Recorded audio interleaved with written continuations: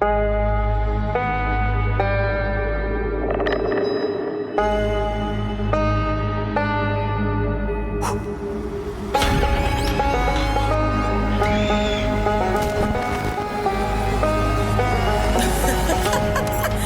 you can't trust county. Jesus Christ. The idea Okay. that we're going to record for another 2 hours. I'm just going to pray. Just let's just hope it all stays together. Oh my God, stop. Stop. All of it. All of it. Oh my God. All of it. It's just it's a lot. Can I ask, how do you feel before we go on? In my head, I'm like, are you a rabbit? I'm like, it's Bugs Bunny. I mean, I can't laugh that hard. I could not laugh that hard. My face is starting to go. How do you feel? Real quick before we do a countdown, how do you feel? I haven't even had a chance to process it because I just got the last piece to go. So I haven't even taken myself in. Oh, God. I haven't even looked in the mirror. I'm not even joking. I looked like for 2 seconds. How do you feel? I'm just... I can't. Stop making me laugh. Stop. Oh my God. The thing that keeps repeating in my mind is I hope it was all worth it for the creepers. Okay. Should we do it? Because now I need to see you. Let's do the countdown. You do it. Okay. 3, 2, 1. No!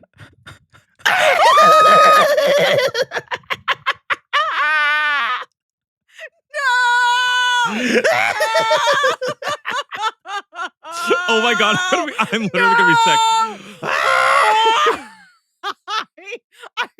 I can't. My heart.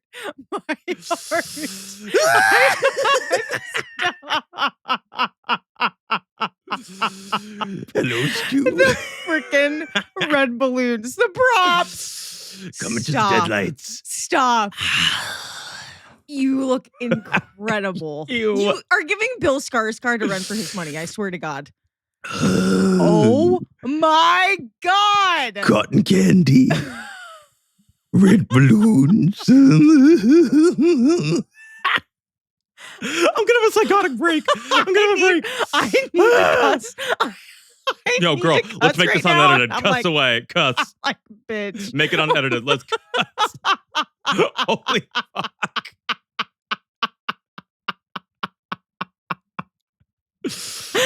I'm shaking. I can't cry. I don't know how you pulled off this makeup job. I don't know how you did that. What kind of team you got going on there? How did you do this in that amount of time? First of all, your juicy mouth is killing me. You're both the back of my hat. You both the back. Can I tell you? I started an hour behind, which is why I was like, oh my God, I'm screwed. Like I thought I was going to have more time. Are we wearing the same contacts? Okay, this is what I could not figure out. This is why I was like, something went wrong. I don't know. I cannot do contacts.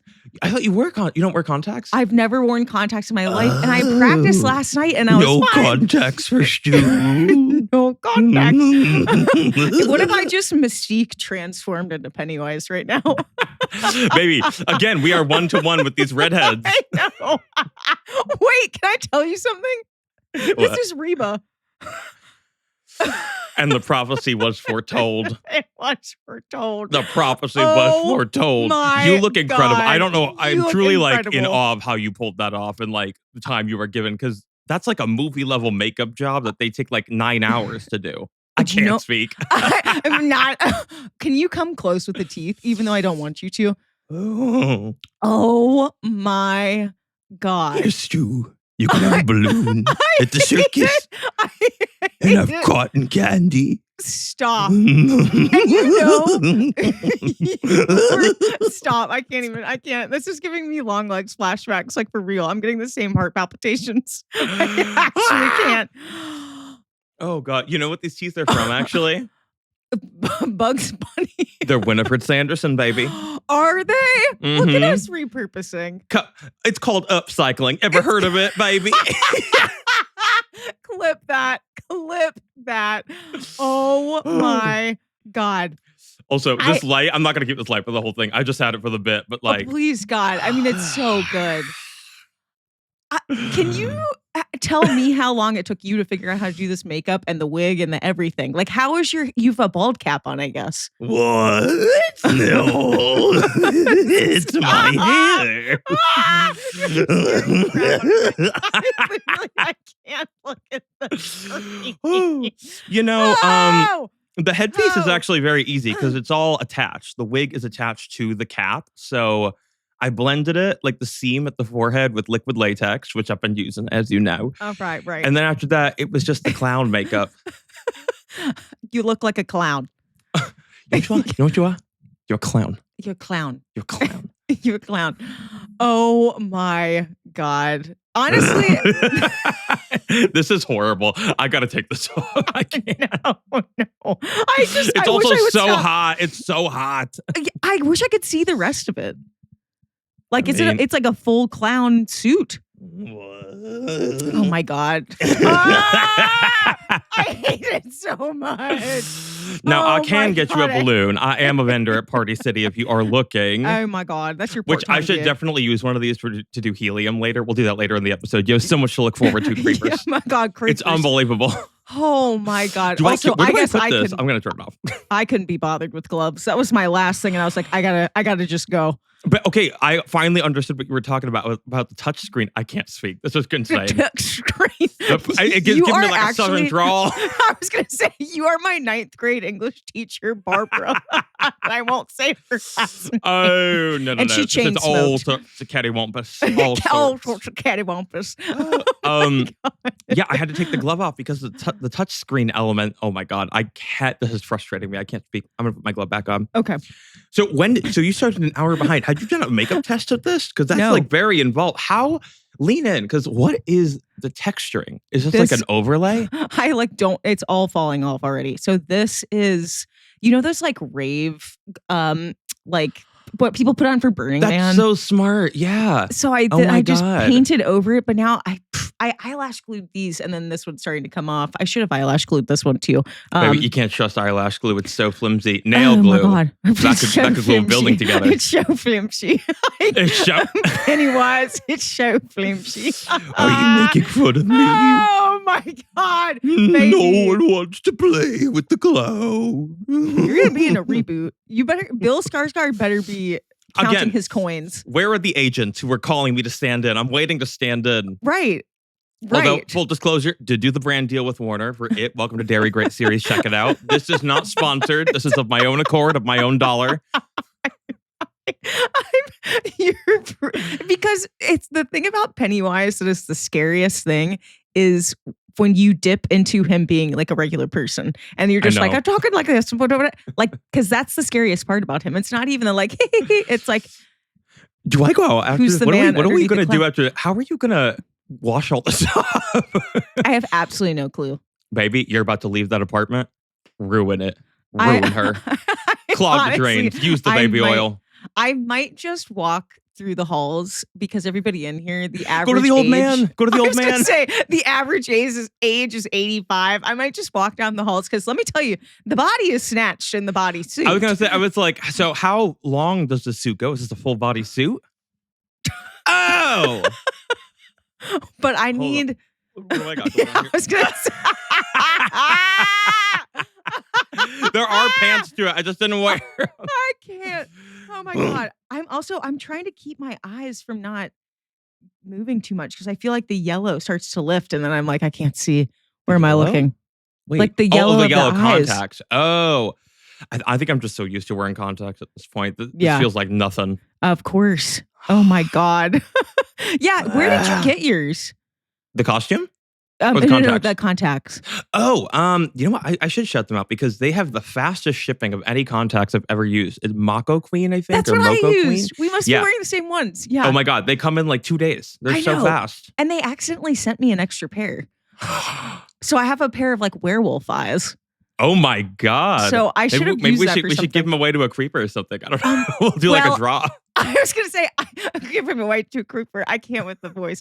I did use them for my tests last night, so they're contaminated with my eyes. But oh, I see. The way you immediately went, so show about that.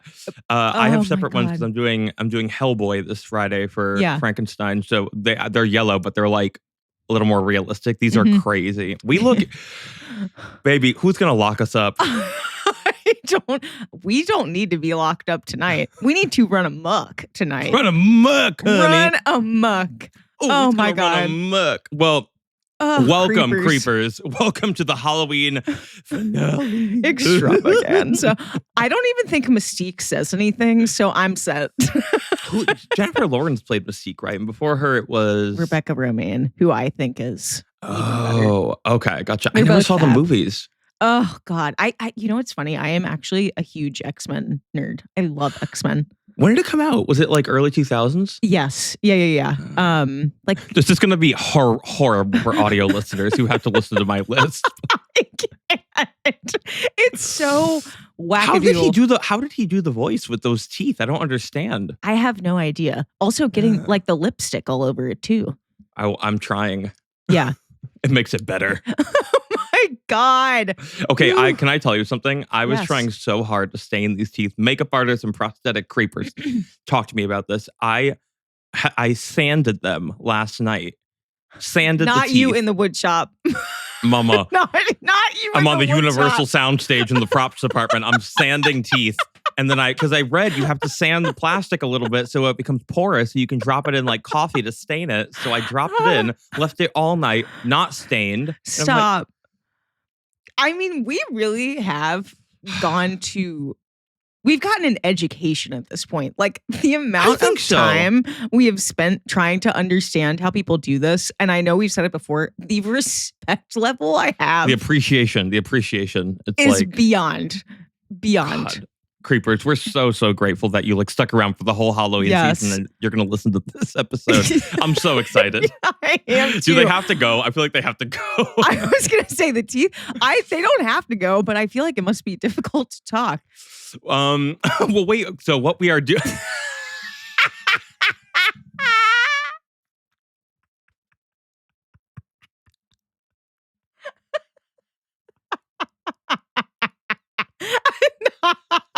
Oh my God.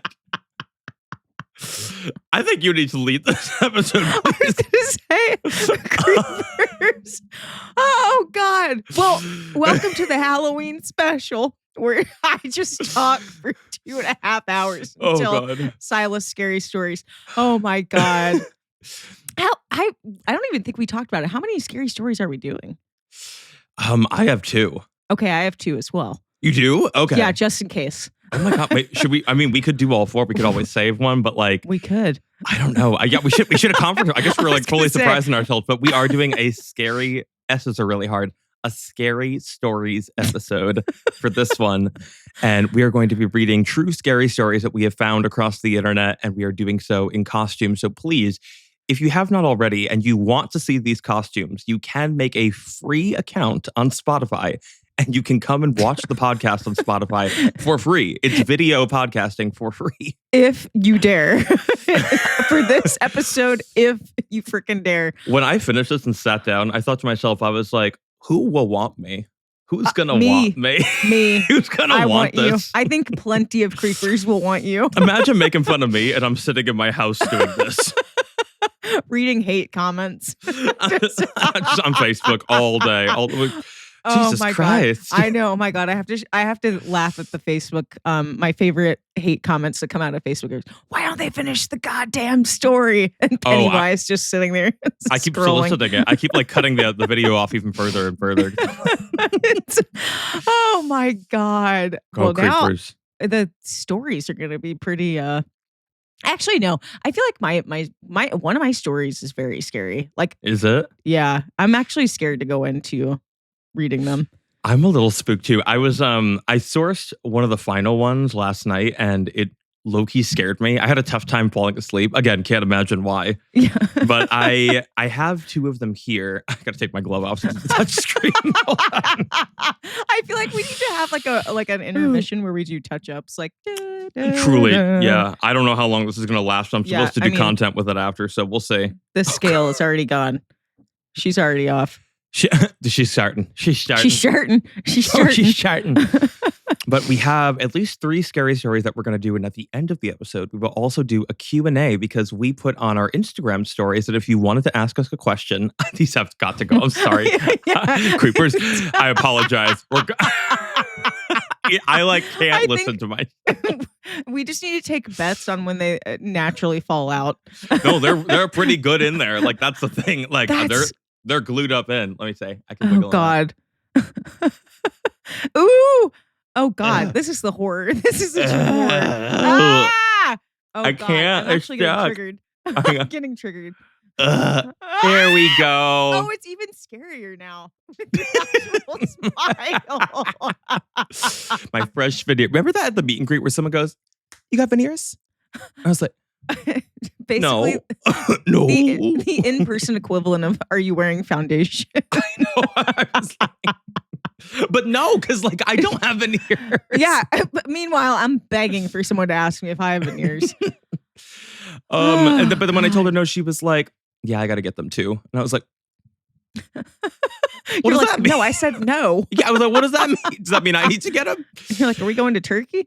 But yes, welcome to the podcast. Oh, so much better. We are doing scary stories.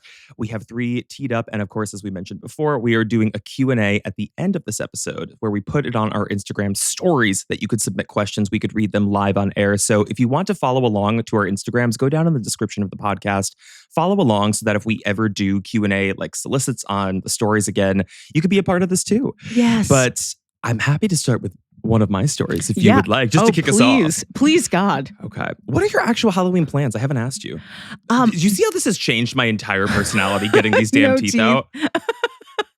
I wish I could say the same about my actual molars. There's a huge personality shift.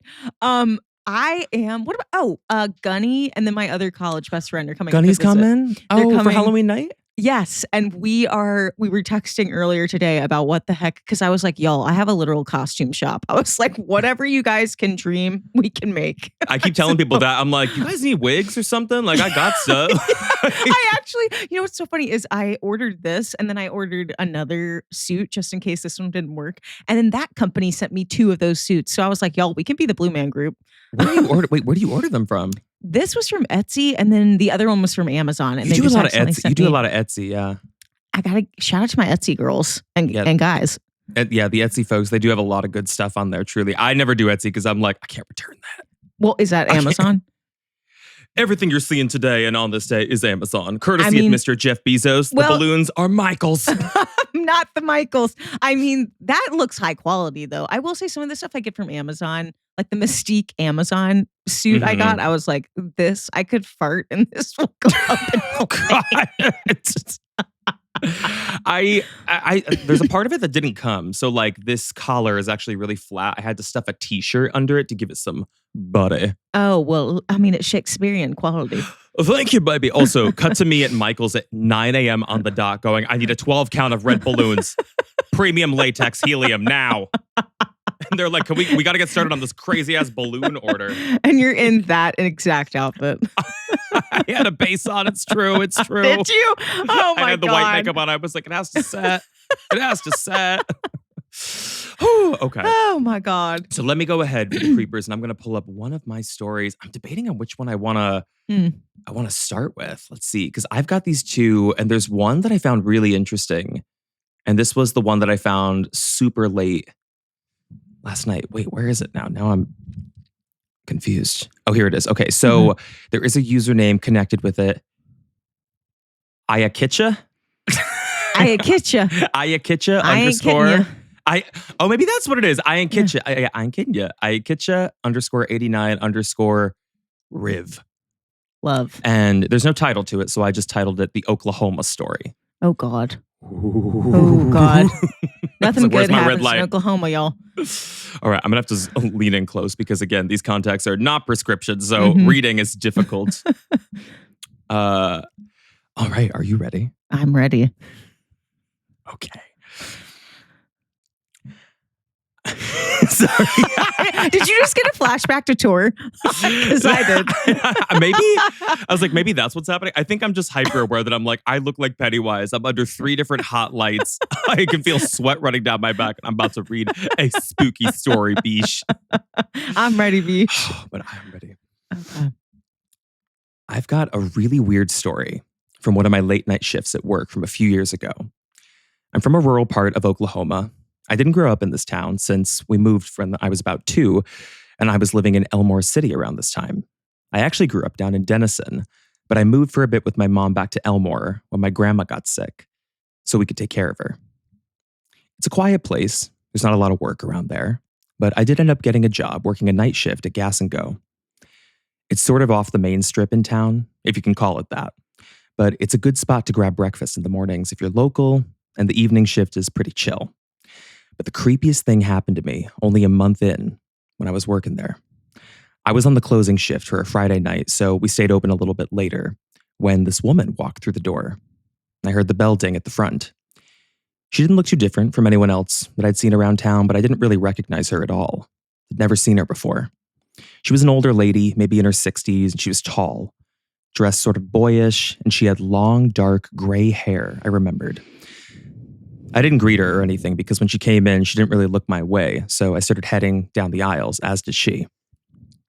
I was getting ready to pack up some of the leftover grab-and-go stuff since most of it had to get tossed before closing, so I wasn't really paying attention to her until I heard like a scuffing noise on the floor, like when someone drags a sneaker and makes that squeak noise. So I turned my head to see where she was at, and she was looking at me from a few aisles over since her head was peeking over the top of the aisle. I was told by my manager that when some people come in and they kind of stare at you, it's because they might be stealing. Sort of like they're keeping a lookout. So I didn't turn away. I just kept looking at her. She kept moving around and picking through things. Her walking was a little funny, like stiff. And every few seconds, she kept checking up and looking back at me, like she was waiting for me to say something. I don't really know. I just kind of kept eye contact because I really thought she was stealing. But after a couple of minutes, she comes up to my counter and she didn't have shit in her hands, which was weird. So I thought maybe she just changed her mind and she was going to put some money on one of the pumps. But she actually took me by surprise and jumped into a conversation. She goes, "You're on South Texas?"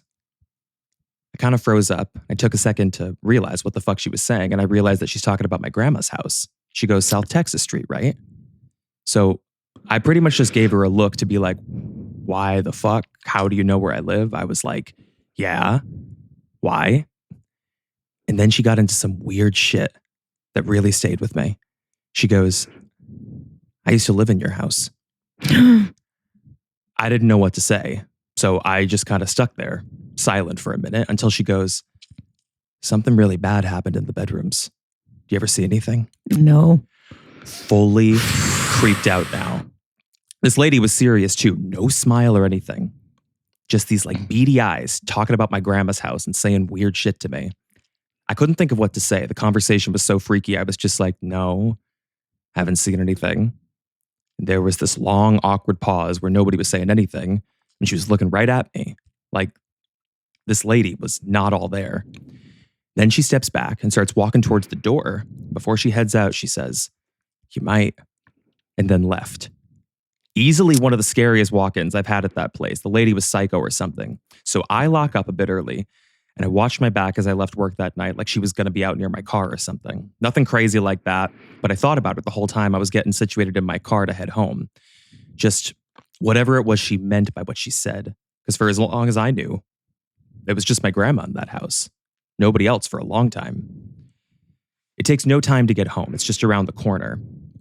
And then you'd go all the way down Texas Street. And I'm telling you, I can't be sure of this, that this is what I saw, or if it was just me scaring myself. But once I got onto Texas and I drove for about a minute, I could have sworn I saw someone to my right, outside of the car, run right behind one of the houses. It was just a quick second. And And I don't know for sure if I saw it, but it really creeped me out, thinking that it could be that lady. It was like a quick flash of someone's legs because I thought I saw light jeans for a second, just like she was wearing, just stepping behind the side of a house really fast, kind of far away from my car. But I don't know. It was scary in the moment, but it happened so fast, I wasn't really sure of what I saw.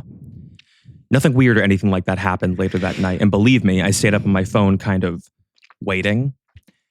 I didn't see that woman again, but I've told a lot of people in town that story. So she's kind of become like a ghost around here. Still freaky. I used to think about her every time I would pull onto my street coming home late from work. What did she mean by that? Something really bad happened in the bedrooms. Did you ever see anything?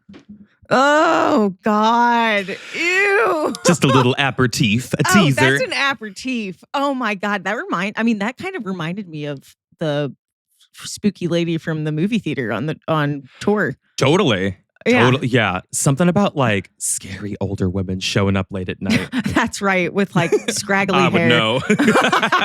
Speaking from experience. These two showing up. Oh my God. That is so spooky.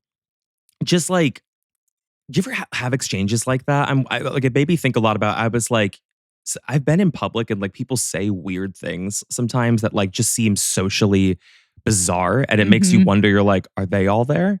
Yeah. And also just the taunting of like, I know something you don't know is really, it makes me want to throw up.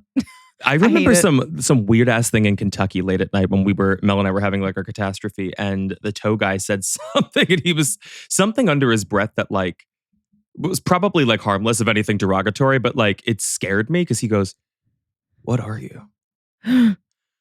Oh. What are you? The social I'm crying. IQ. I'm tearing. I know. I'm like crying. Oh God, it's so weird because it's like Hold on. they don't have like the social IQ of like knowing how weird that is, but then you have to question like, or do they? Do they know? And they know it's going to freak me out, and they're trying to scare the crap out of me. I don't know what he meant by it. It was so late too.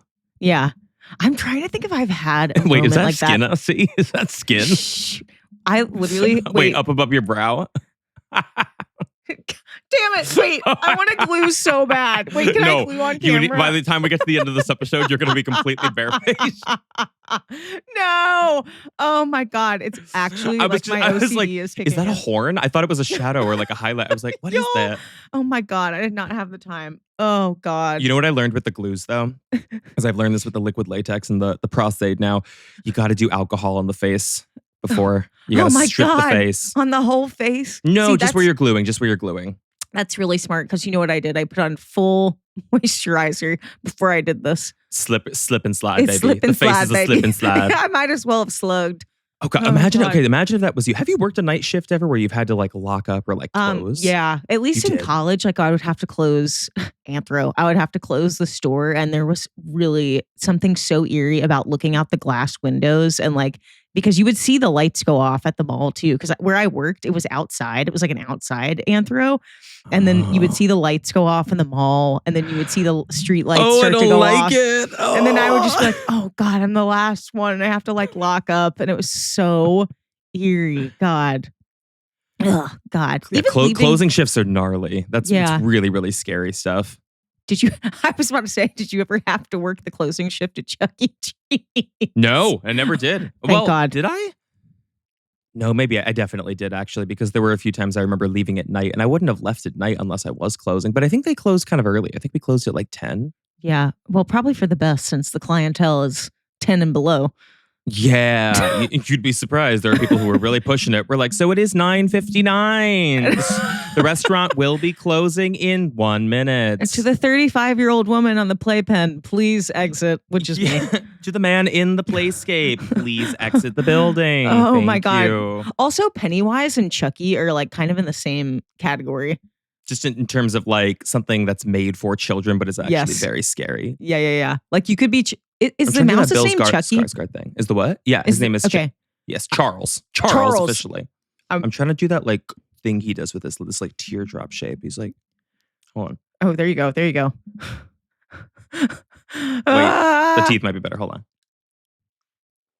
Wait, let me take a picture. Hold on. Creeper. Oh God. Wait, my face ID is like Bitch, I don't know who you are. Oh, God. You got it. Got it. And then it quickly turns into Winifred Nailed Sanderson. Oh, God. Okay. Spooky one. That is so spooky. I'm going to get this story, by the way, it's an anonymous source, but this person is a phenomenal writer. Like, I was reading back through it this morning, and the way they paint the picture, I think, is what really just scared the crap out of me when I first read it. So I'm like, I cannot believe that this is real. So, oh shit, where'd you find it? Was it on Reddit? That's right. I go to Reddit for all of them. Yeah, and it's called The Scarecrow. I literally just popped the latex. The Scarecrow. I moved my brow too hard and I popped the latex. I could feel it. I'm having to laugh because if I think about the story or like how we look right now, I'm going to cry. Okay. All right. So I love October more than any other month. It's the air first, the way it feels like you can finally take a full breath after the heat of summer. It's the smell of dry leaves and cold dirt, that sharp bite of morning fog. Last year, we spent the entire month at my grandparents' big farmhouse out where the road forgets that it used to be busy. My wife and I wanted our 7-year-old son, Ethan, to have a long, simple fall. And we told ourselves it was for him. But the truth is that I wanted it just as much. I grew up there. I knew the creak of the back steps. I knew the path that runs behind the barn through the Johnson's old fence line and into the pumpkin rows. And my grandfather still ran a small pumpkin farm for Halloween. It was more habit than business by now, but people in town like to stop by, they'd take photos and let their kids pick a pumpkin straight off the vine. He loved the routine, watering in the mornings, weeding a little bit before lunch, checking fences when it cooled down. That month, every day, we'd spend time out there with him, and my wife would help my grandmother in the kitchen or set out decorations, black paper bats on a string, scarecrow with a floppy hat, a plastic skeleton on the porch rail. I'd haul hoses and inspect the vines, and Ethan would run ahead, his little boots bumping the dirt, pretending the low yellow leaves were tunnels. From the first week, it felt like we fell into a soft rhythm. Breakfast by the wide window, steam on the glass, coffee for us, hot chocolate ready for Ethan. And Grandpa would push his cat back and tell us that the plan for that day in that measured way he had. We'd put on jackets that seemed too warm in the sun, but just right in the shade. Sometimes friendly neighbors came by to buy pumpkins. Sometimes it was only us, the crows, and the wind. At night, we decorated a little bit at a time. My grandmother saved boxes of old Halloween things, a faded plastic pumpkin light from the 90s, a bundle of orange string lights that always nodded themselves, a cardboard witch with a bent broom. We strung them along the porch. Ethan insisted that the scarecrow needed a better spot guarding the field, so we moved it 2 or 3 times until he said it looked right. 1 row off to the left where anyone walking up the path would see it first thing. There were small things I noticed during that second week. The first was how sometimes we'd come out in the morning and a few vines looked flattened where no one had walked. Deer did that, sure, but there weren't hoof marks, just a scuff like someone had dragged their feet or a bag. The second thing was the scarecrow. Twice, I felt sure the hat sat differently, pulled down over one eye of the burlap face. It was a dumb thought. Hats slip, wind is wind. I told myself that and tried to laugh it off because it was October and people get weird during October. On Sunday, we had a small crowd. A church group stopped by after services. The weather was good, bright and cold. Kids took photos sitting on hay bales. I cut 6 or 7 pumpkins and carried them to the scale by the barn. And Grandpa worked more slowly than usual, rubbing his chest like his jacket was too tight. So I told him to take a break. He waved me off with a small smile and said he just needed some water. We then sat for a while.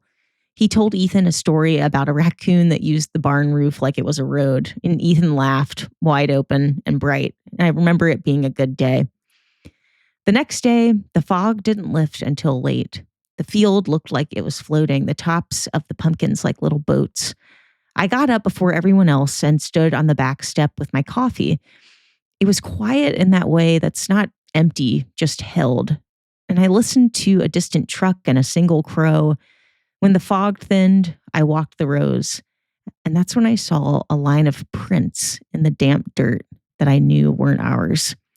Not boots with a tread, not deer. They were smooth at the sides, deep at the heel, like someone wearing flat shoes and carrying something heavy had walked in from the far fence, crossed the 2 rows, and stopped near the scarecrow. There, they turned out again the way they came. I looked at the fence, and the old wire sagged low enough to step over.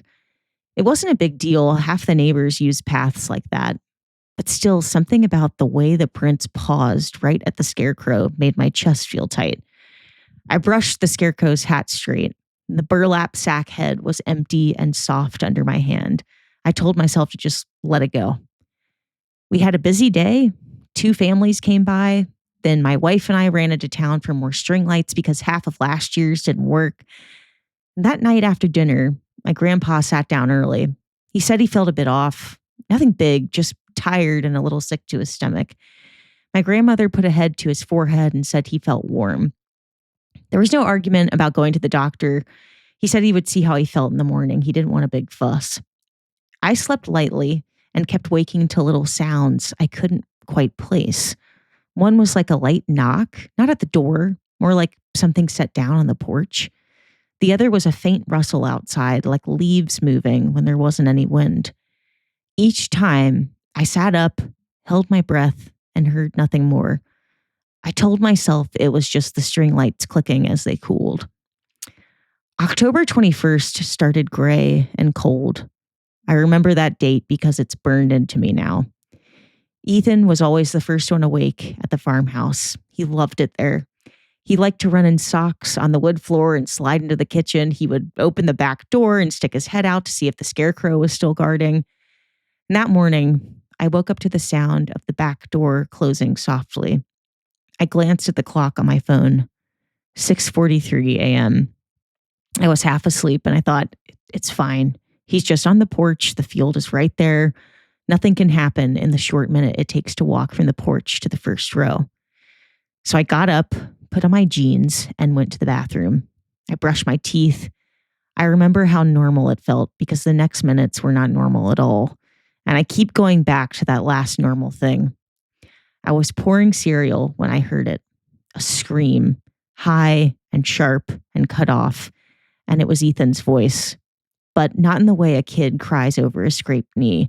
It had this tear to it, like a rope breaking.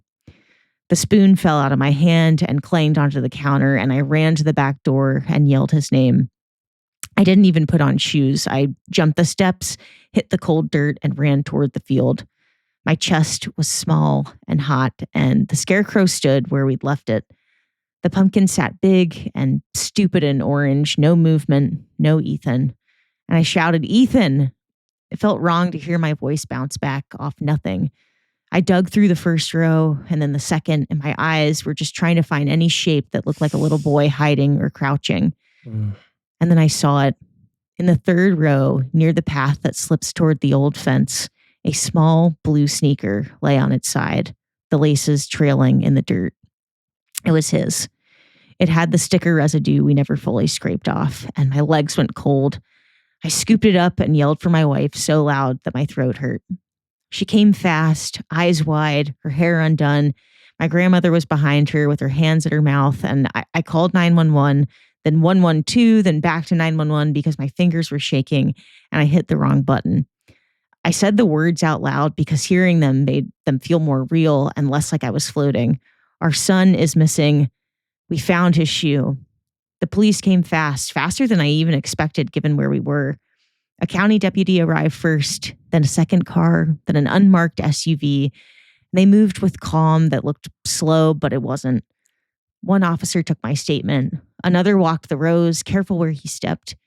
My wife sat on the steps holding our son's other shoe like it was an egg she might break if she squeezed it too hard.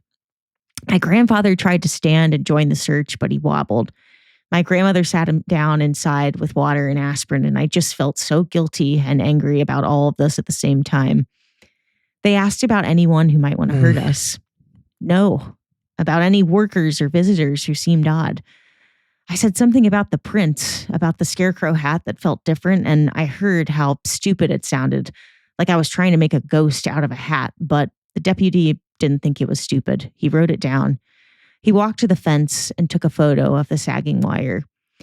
Neighbors came when they heard the sirens, and one of them brought a jacket I didn't know I was missing and draped it over my shoulders. Another said she saw a man walking last night along the road by the old creek turnoff, carrying something bulky, maybe a backpack or a box, moving quickly like he didn't want to be seen. She hadn't thought much of it. People walked there sometimes to fish. She felt bad saying it. The deputy didn't make her feel worse. He just asked what time she saw this, and she said it around 10 o'clock. The sheriff arrived as they were expanding the search. He was older, steadier. He set up a simple command at the tailgate of a truck. They called for a canine unit. They asked to see our security cameras. We had nothing on the farmhouse except a cheap doorbell cam we brought with us and we never installed. The sheriff pinned a printed satellite photo of the property under a magnet and traced a triangle with his finger. The farmhouse, the field, and the tree line where the older properties started to run together. Then we had a small bout of luck. A dog picked up a scent at the spot where I'd found the shoe. It moved toward the fence. The deputy quietly asked us to stay back. They stepped over into the scrub beyond the property, through sumac and small poplar along a narrow path that kids used in the summer to get to the creek. I followed behind at a distance, trying not to trip on roots, trying not to throw up. Every sound in the woods felt like it was either Ethan calling or someone else breathing. The path bent left and rose to a little ridge. On the other side, tucked into the trees like it was trying to hide, was a structure I had never seen before and I'd never thought about. An old cabin, or more like a shack where someone once stored tools. The roof was patched with sheet metal and a small chimney leaned like it was listening to something. I knew it as the abandoned cabin from childhood because we used it for hide and seek. And then we grew up and we stopped going to it. 2 deputies moved forward with caution I'd only seen on TV. The dog pulled and whined, and the sheriff raised his voice, steady and audible, but not shouting. He announced who they were. He asked anyone inside to talk. No answer. He knocked. I stood in the trees, shaking, my hand on the rough bark like it was the only solid thing holding me. A bird called, and then everything went silent. And then I heard a sound from inside that I still dream about, a shuffling, and then a very small sound like someone tried to swallow a cry. It happened fast and slow at the same time. One deputy turned the handle, the door stuck and then gave. Another deputy moved in. There was a shout, not a scream, more like a command, and then something fell.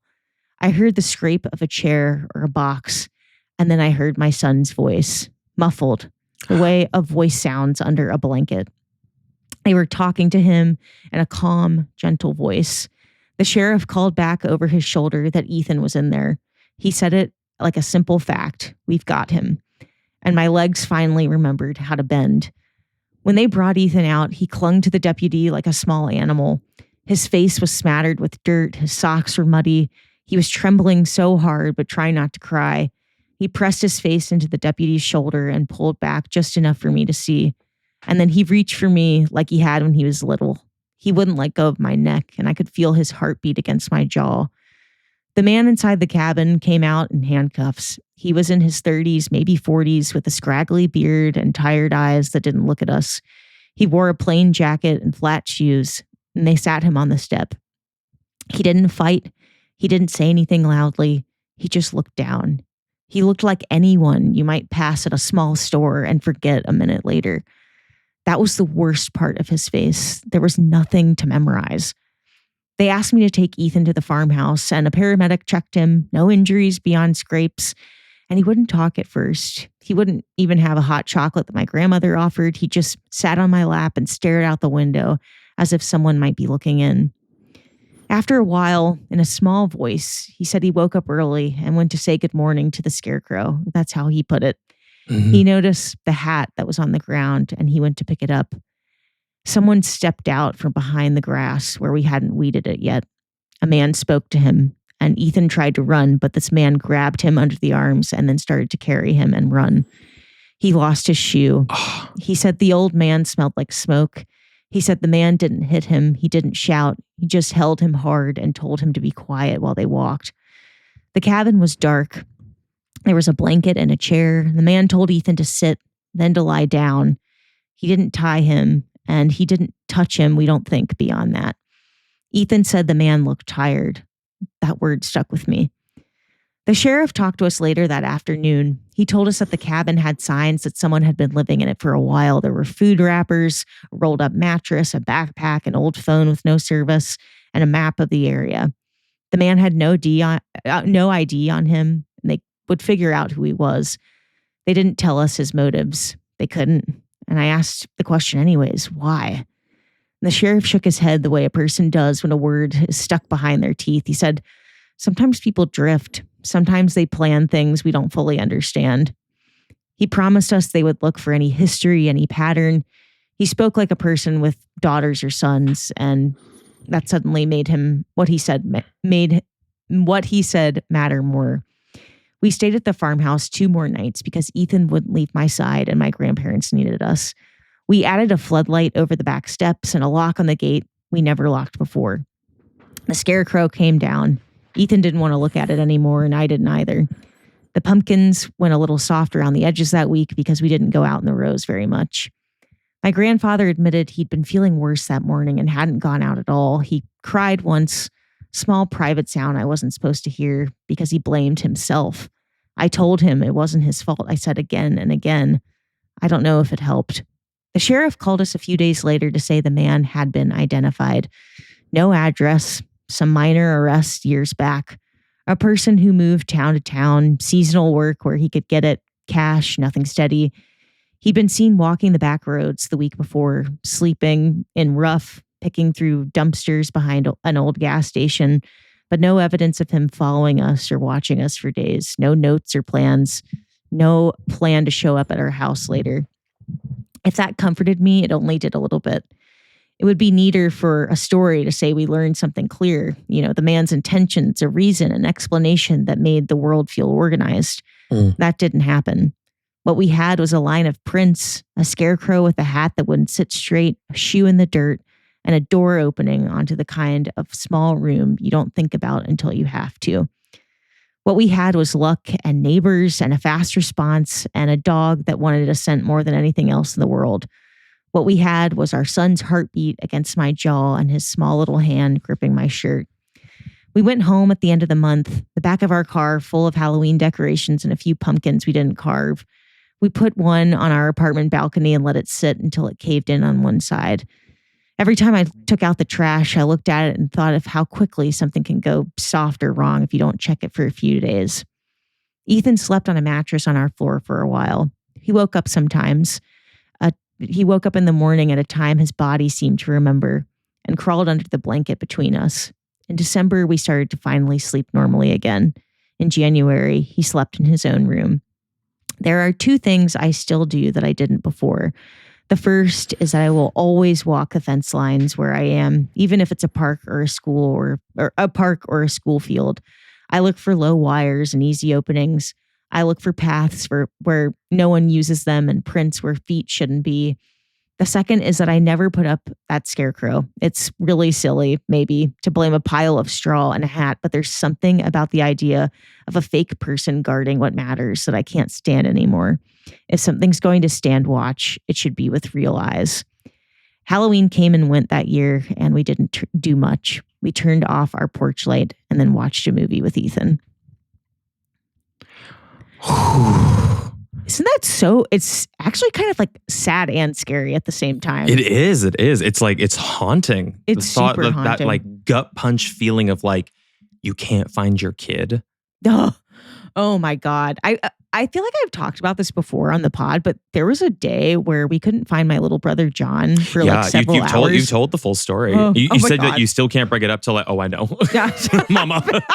For any creepers who aren't visually watching.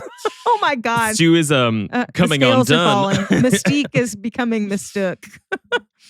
Mistook. Oh my God. Yeah, not where I thought it was going because of like the whole scarecrow setup. It almost became like a weird like allegory in there. I was like, this is like crazy writing. Yeah. I was like, when I saw it, I was like, holy crap. Like this person must have been a English teacher or something. Yeah, The way the part they write. left out, they were like, and my new novel coming out. Yeah, later this literally American Horror God, Story. Did you ever have a scarecrow on your property? I guess there'd be no reason, but like my dad would put one up in the fall at our place, but we didn't have like a farmland or anything. It was just as like a Halloween decoration. You know what? I don't remember. I was trying to think about it when I found this story. If Mama and Papa Carol at the farmhouse, if they ever had scarecrows. I don't think they did though.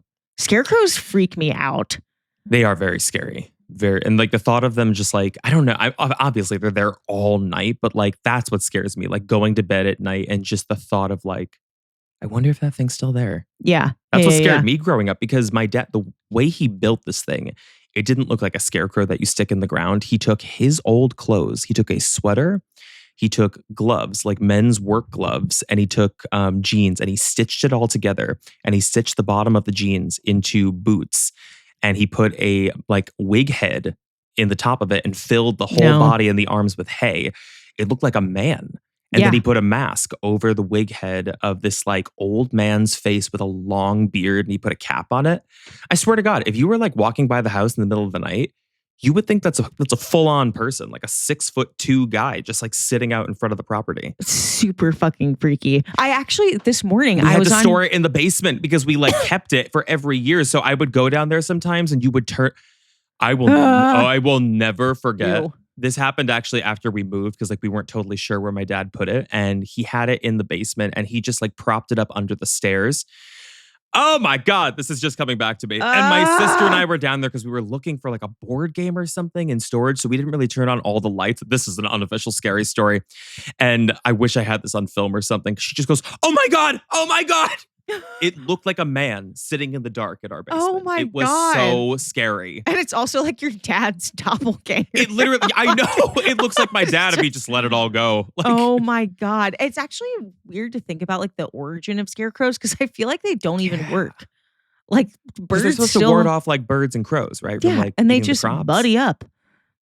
I wonder, are there like modern versions of scarecrows that like move or flail or something? That's even scarier. Like every 5 minutes they just go like, is there shimmy. Is there not a scary movie about a scarecrow? Oh, there's tons. There's Okay. tons. Yeah, it's a classic scary image. Yeah, God. Let's see. Some good Scarecrows horror for movies. sale.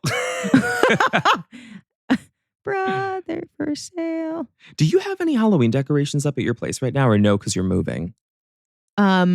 I have a couple of string lights over here that like I've got this like tapestry in my apartment. And I've got a tapestry and I've got some janky string lights around it. And then I've got these little pumpkin ones behind me. But no, I haven't had the Halloween decoration or all the costumes strewn all over the place. I mean, I was like, I think I've got enough spook going on in my week to week. I don't need to have a skeleton hanging on the door just yet.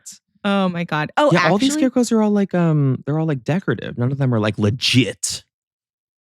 Duh. Thinking about Pearl when doesn't she have sex with the scarecrow?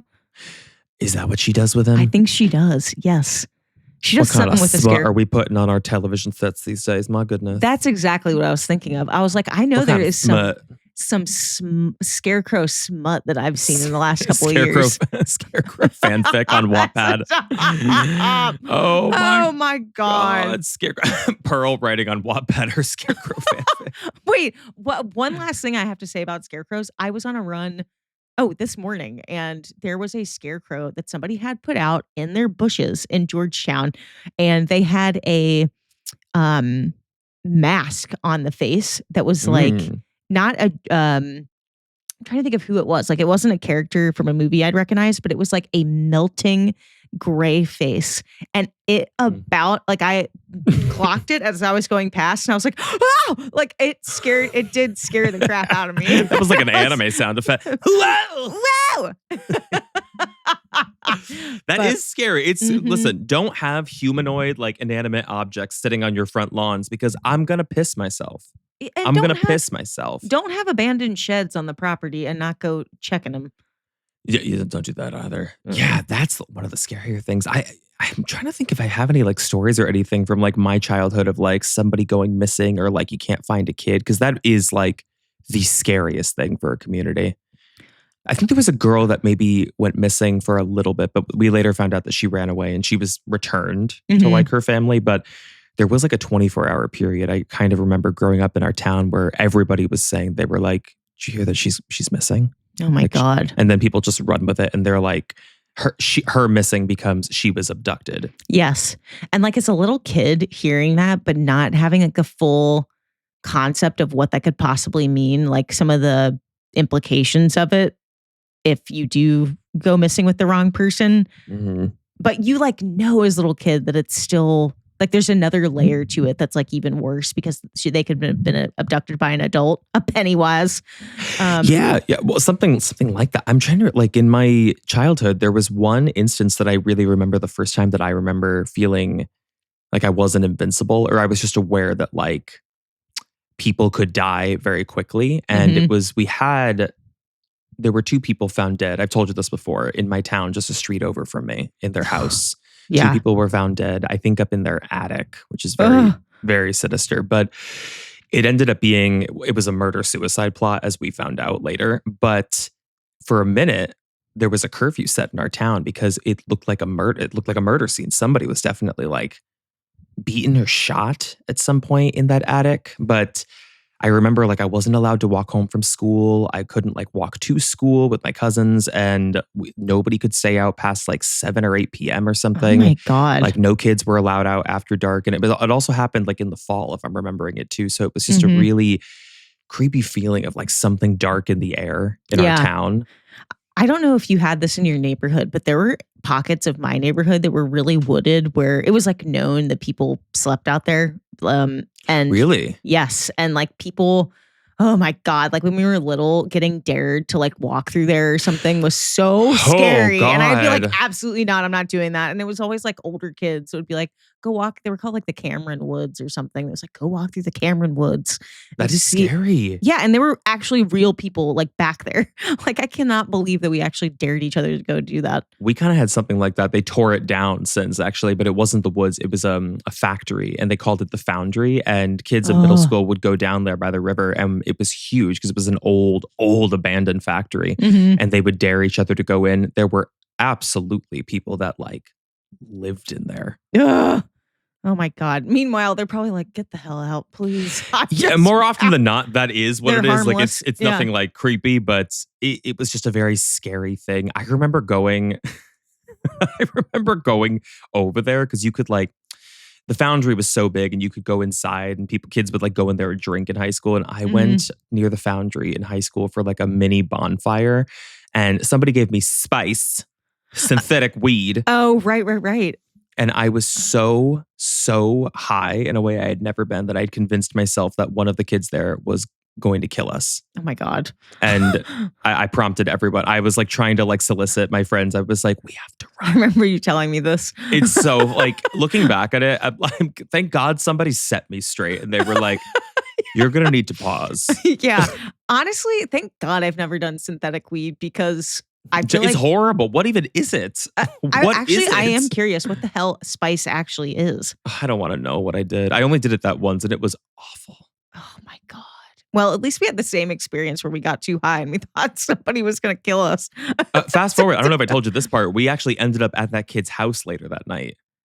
So then you were like in deep terror of your own that's mind. the thing. I was like, well, now I'm in his territory. But his parents were home. He also was like so like off, and like the way he was talking to his parents was scaring me. He was like, these are my friends.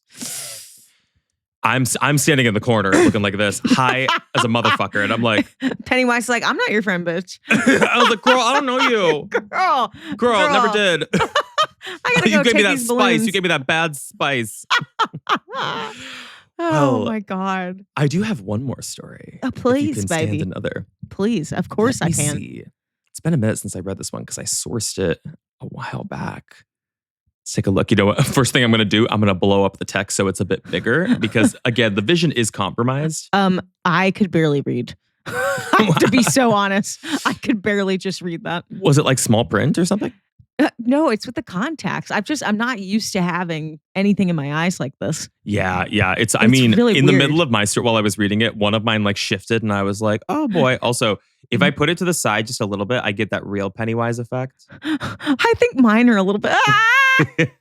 See, I can't touch my eye.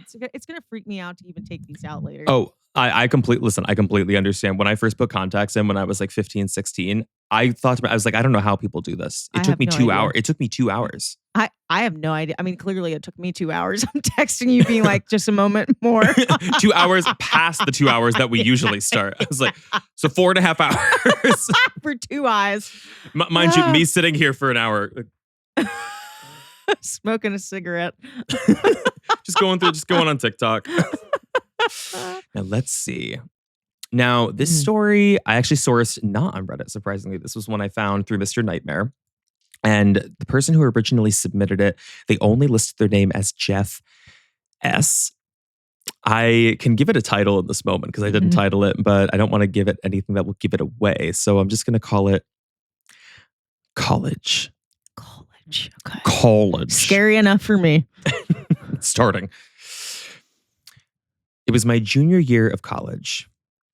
I had moved off campus into a student apartment building, and my roommate was sort of assigned to me by the school in the sense that he was just someone else who needed a roommate.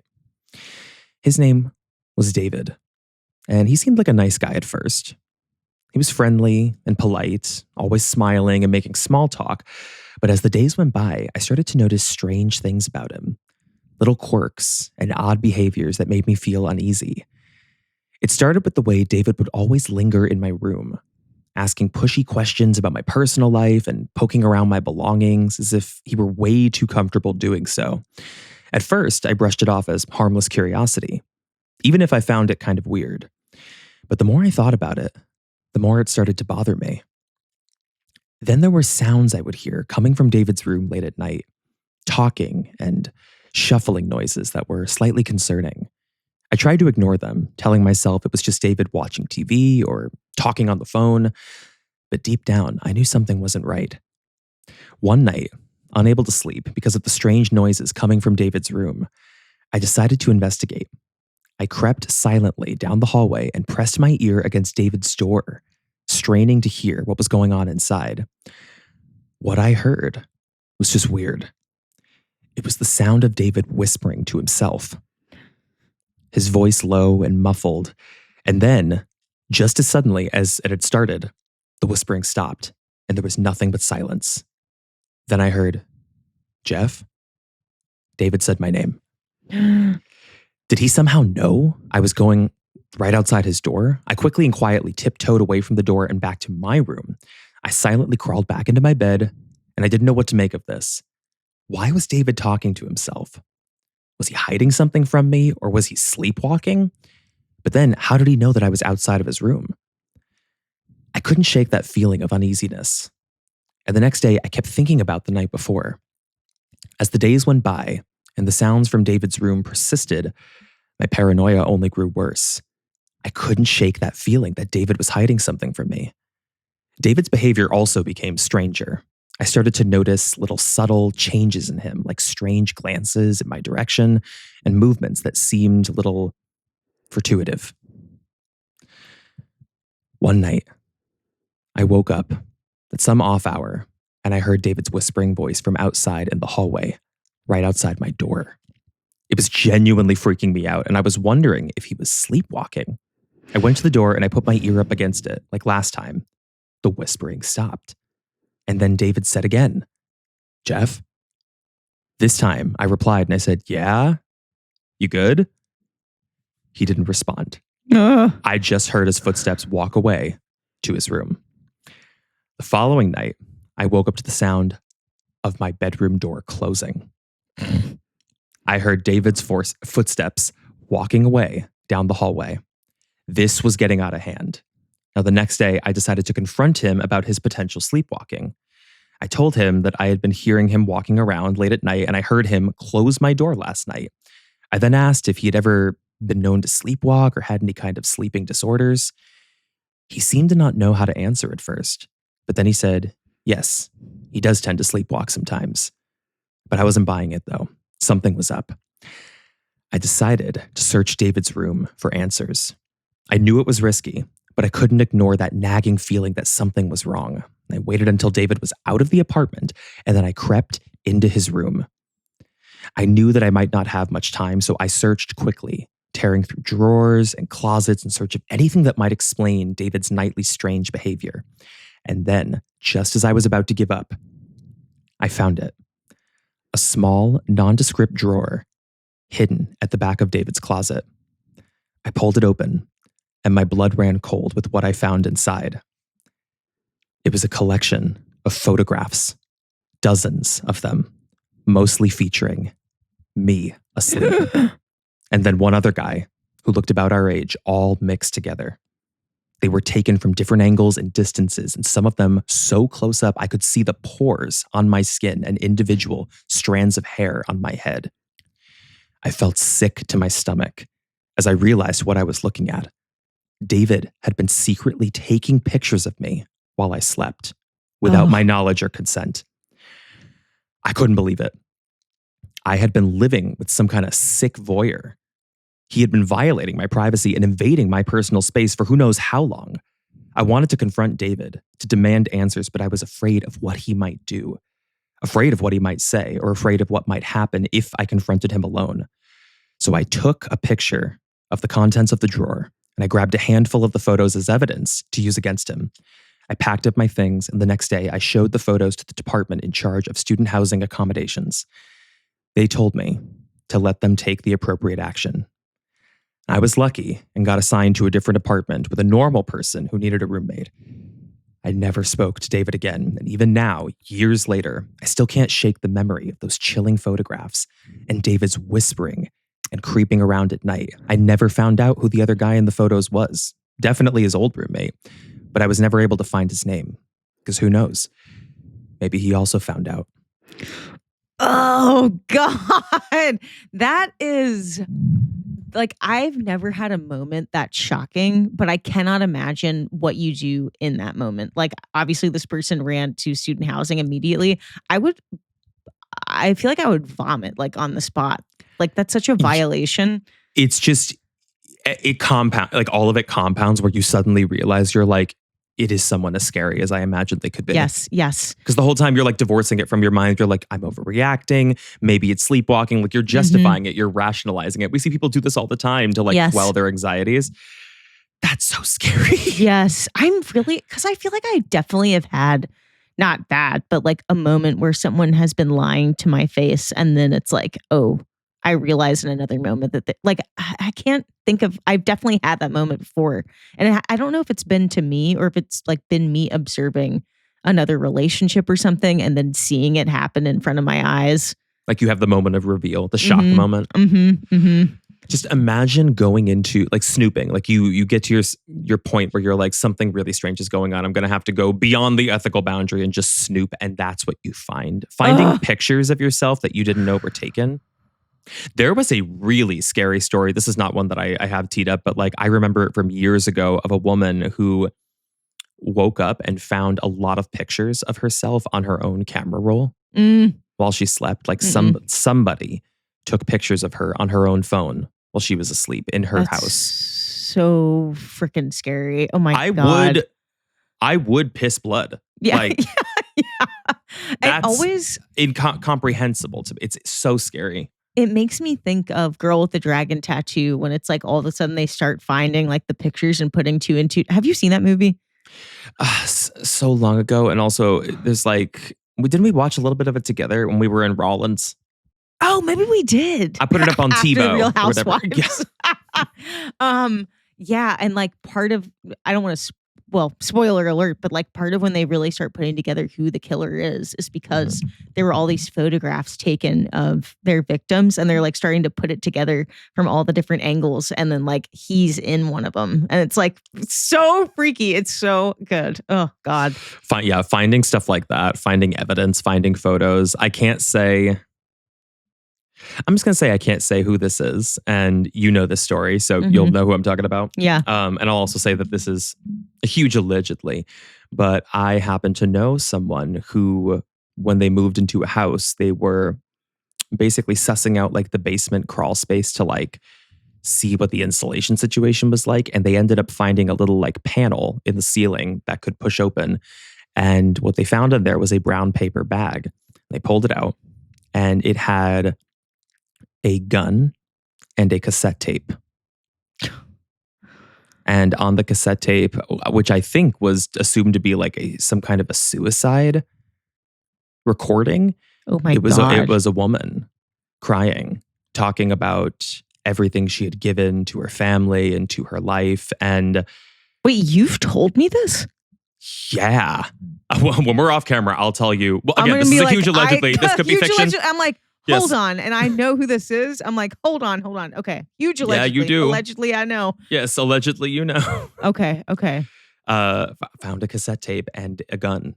And the cassette tape, it like went into this huge thing. I may have even talked about this on a previous episodes. Maybe Creepers will put 2 and 2 together. And she was like, I've given everything to this family. I've given everything to these kids, all the good years of my life. It was a really dark find. That's so scary. Also, the idea of a freaking cassette tape and like putting it in and This like pressing person play. allegedly had to put it into a cassette tape player in the garage to listen to it and had no idea what they were about because it could have been anything. It could have been a confession to like a murder. It could have been anything. Yeah. Shocking. Oh my God. Oh God. Only joyous Oh, things baby. here on Creep Oh my Time, the God. podcast Like, for Halloween. I'm like, trick or damn treat. I wish I had candy. I have a whole Me bowl too. over The there. one thing I didn't get, I was like, where the hell are my Reese's, bitch? Oh, I have a whole bowl of Reese's right there in a little spider web bowl. Can you Uber it over? I was gonna say, I wish I could ship it. I wish I could ship it, baby. Oh my God. Look at that patch of skin. Patches. That's what- this is God. the moment where I really need Mystique to just transform into like Giselle Bundchen or What something. what kind of makeup is it? Just curious, because I'm doing long wear makeup this Friday, so I'm very nervous that mine's gonna patch. I think that this is wonderful. It's the Mehron, like that stuff, Mehron. Is it like a powder makeup or a cream makeup? It's a paint, like, and there's also a cream version of it that I have too. I think it's just the this stuff is the backing of it is plastic adhesive, and I think it just yanked all the paint off. So I think it's more to do with these guys than it is this paint, because this paint is really good. Gotcha. Yeah, But- I'm doing grease paint this Friday, so wish me Okay. luck. We'll see how Oh that my goes. God. I can't. How was your makeup test for Hellboy? It didn't go well, actually. Not well, bitch. It like actually didn't go well. I was like, I have to do like a more aggressive test today. Could you believe I'm going to take this off and think it into? And I do a can't even makeup think about test. it. I can't. Oh my God! God. I need one of these balloons. I was just saying, you at this point do need a glam squad. For the opposite. It was the one thing where I thought about actually hiring a makeup artist for Friday because I was like, I really don't know if I can do that. But my biggest issue is the horns, getting the horns to stay. So I have a plan. I think I'm going to super glue sponges to the inside of the horns because I think that will give me like a more contact that I can have with like my forehead and the prosthetic. And then that's going to be a nightmare trying to like blend the edges down, but I'm going to try. I don't know. Yeah. Because like, well, it's too late to bow out. What else can I do? I was trying to think if you could get like a ribbon or something, or like a headband. And I'm bringing like a backup in case they fall off in the middle of the night where I'm going to have to like put a bandana on or something. I have to tell you, when I was texting my friends earlier about like what we're going to be, I was like, y'all, I am burnt out, but we could maybe be Charlie's Angels. I was like, we could maybe get some halos and wear black leather and pose. Oh, anytime that I'm like invited out for a Halloween thing, it's mouse ears. Like I'm not doing anything else. Yeah. Like it's the most low effort costume you can possibly imagine. But Creepers, how did you like those scary stories? I know. Yeah. We need some like creeper scary stories maybe next time. I know some of them do occasionally submit them. I saw on Reddit. So maybe they knew we're doing like a scary stories finale. I'm going to pop this back in and just see how we're doing. I feel like speaking of the Q&A, I feel like they don't know because somebody messaged me and was like, will y'all be doing spooky stories anytime soon? Oh. And I was like, yes, we will, baby. Oh no, my lipstick is going. Should we switch into a Q&A? I was going to say, let's do it. Okay, hold on. Let me get my phone. Before this fully melts off. Oh my God. You're like, I'm done. Okay, hold on. Let me see. I know I have a bunch of screenshots of. Okay. Hey, Creepers. Can I ask you the first? Yeah, hold on. Let me get this light back on. I'm going to put it. Mostly because I want to hear you answer with the teeth in. Sure. Okay, this is from Greta Mazing. She said, Greta Gerwig? Greta Gerwig. She said, What was your most iconic Halloween costume pre-CreepTime? Oh, shoot. That's a good question. Mm-hmm. Well, I need the definition of iconography to be defined because the thing, the thing that the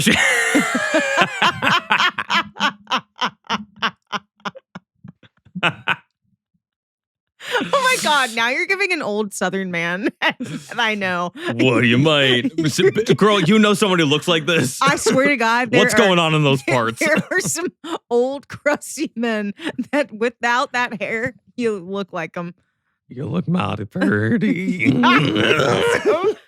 I can't. I'm in flashbacks. I think the one that's like burned into my memory is when I was the zombie pimp with my titty out. Wait, that's not the little kid pimp, right? Yeah, I was in 6th grade and I was like, I'm going to be a pimp, but I'm going to put a twist on it. I'm going to be an undead pimp. I did a deep V cut. It might have, I think it went down to my belly button and my full titty was out. Why are you laughing? I can't take you seriously. I don't know why. I am nothing but serious. The deep V with those, you saying deep V with your titty out with those It was a deep V. My titty was out, girl. It's so funny to think about when we were little kids, like the twists, the original twists that we would come up with for our costumes. Because you couldn't do like sexy costumes. So like, no. Yeah. I remember one year Clayton and I went as candy bars, and I at the last minute put on butterfly wings. I was like, I'm gonna be a crunch bar with butterfly wings. Oh, girl. It's like, what is that? What was the thought process? Well, the thought behind the crunch or the candy bars? Both. I want to know the butterfly wings. That we were two incredibly awkward middle schoolers that had no concept of being cute on Halloween. Like other little girls were like princesses. It was a cute costume. We were like, let's just we wanted to make something ourselves with cardboard. So we like stayed up all night. But the best part was that Clayton was so, and like she is still this way. She was so meticulous and she was a competitive person. So she stayed up, I swear to God, all night working on that Hershey bar costume. It had aluminum foil. It was so good. Oh my God. And then I last minute was like, Mom, we got like, I had not worked on it at all. Had to be over there by like 6 or whatever. And so I think we literally just like painted like a sign around my neck blue and then slapped a printed on Crunch brand. And I think that's why I was like, I gotta jazz this up. So I added butterfly wings. Like, that's too much. You put like only put a beret in. Now we're there. What is that your most iconic costume, you think? I gotta say, I feel like my most iconic costume was Timothy Chalamet a couple of years ago. Forgot about that. You were also Kylie Jenner before they were together. Wait, was I? Wait. No. I was not Kylie Jenner, was I? You wore a crop top and a long wig. Yeah, you were. Oh, that was Julia Fox. Oh. Well. But like they have 3 degrees of separation. Julia to Kanye, Kanye to Kim, Kim to Kylie, and Kylie to Pennywise. I feel like it's all synchronous. I don't know. Yeah, creepers, comment below and let us know, what are your most iconic costumes? Yes. I'm always interested to see like which ones most people are proud of. Which ones most people are proud of. Sorry. You know what I'm actually thinking of though, because you said iconic, or something like that. But Law Roach was like, the moment that you become a Halloween costume is the moment you become an icon.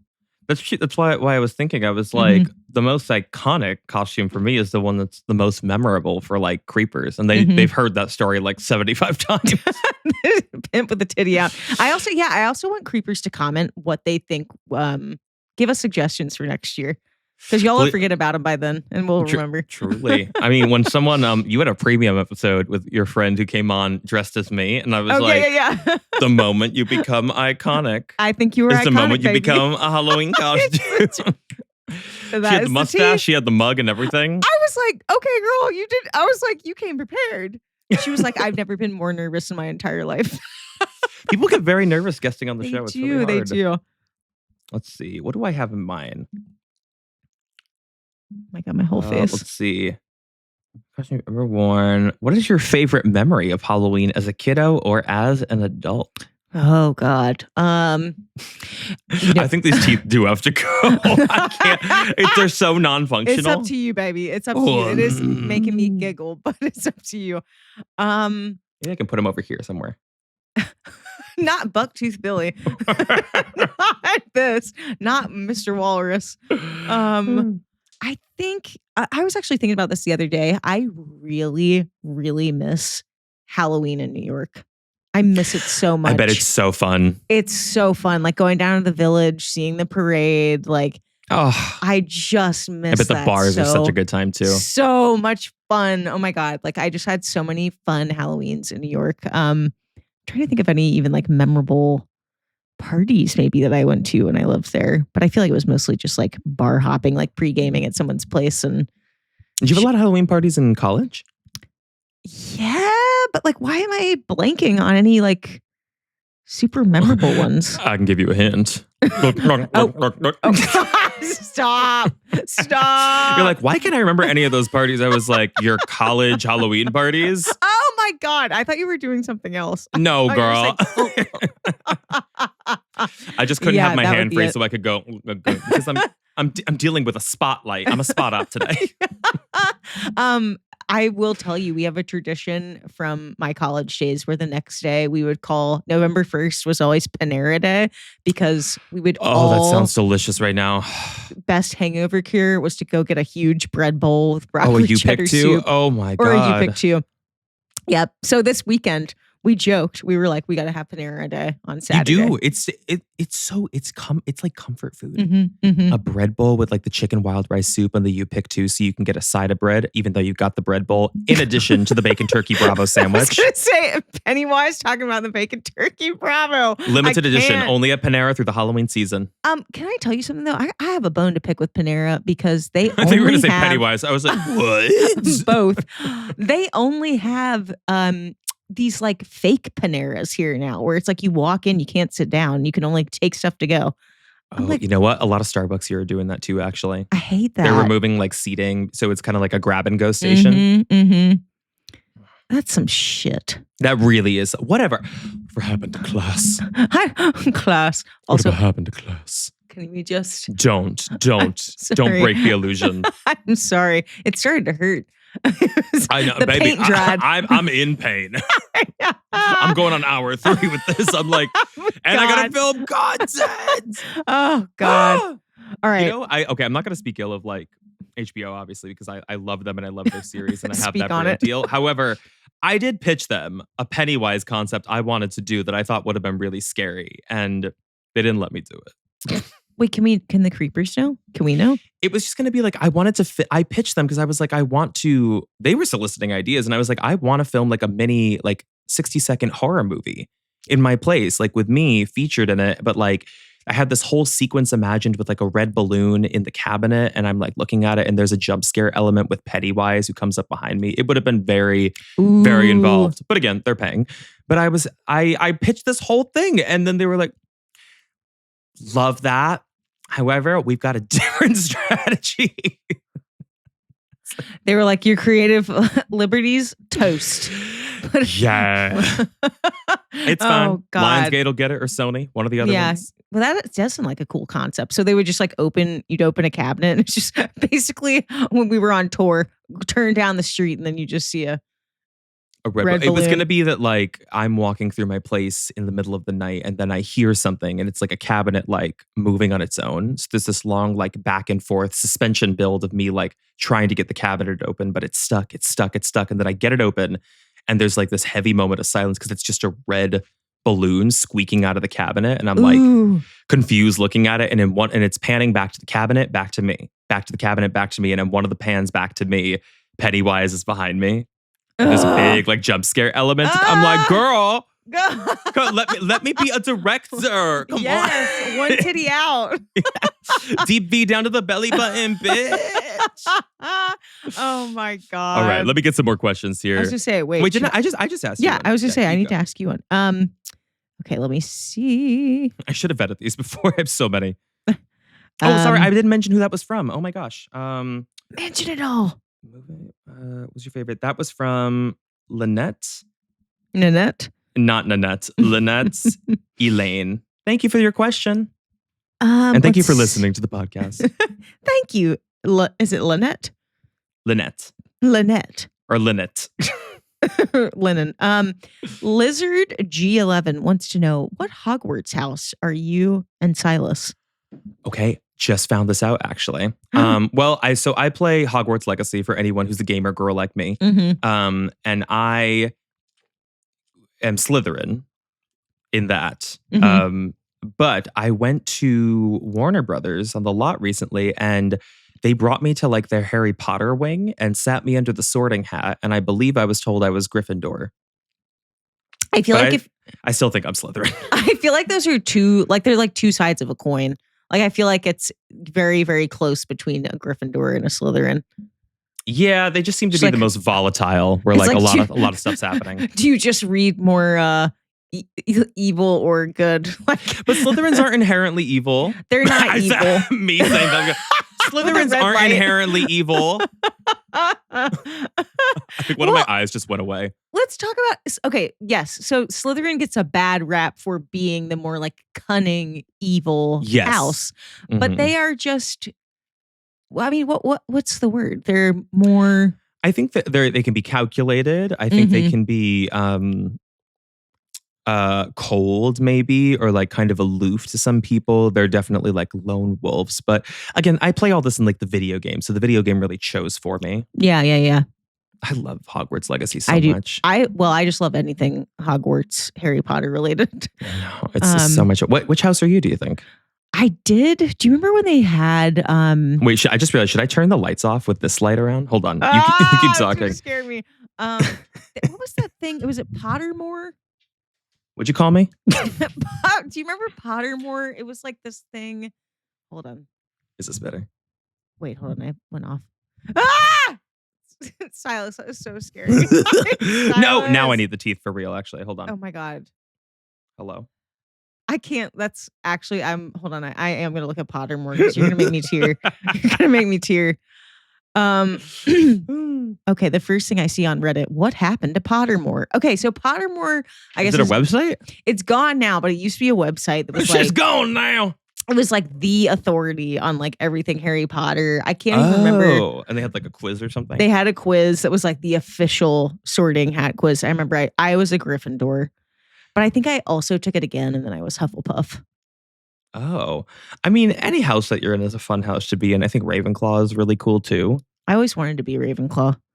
After all that's where all the brainiacs are, all the smart ones. I know. Smart wizards who stay out of the trouble. And I thought I was a smart wizard, and clearly I'm not. I'm in Hufflepuff. Hufflepuffs they're sweet. No, they're sweet. Some of them are smart too. There's good qualities in all of them. That's right. Let me see if I have another question here for us. Hold on. Well, okay, this is from Livy_or. OR. Maybe she's from Oregon. Okay. She goes, what case has stuck with you the most? I feel like I come back to it all the time, but Beast of Jersey. Something about the day you told me that story. Was that a premiere? That wasn't a premiere episode, was it? No, it was just, I remember so vividly the type of day it was when you led that case. It was just a dark, dreary day.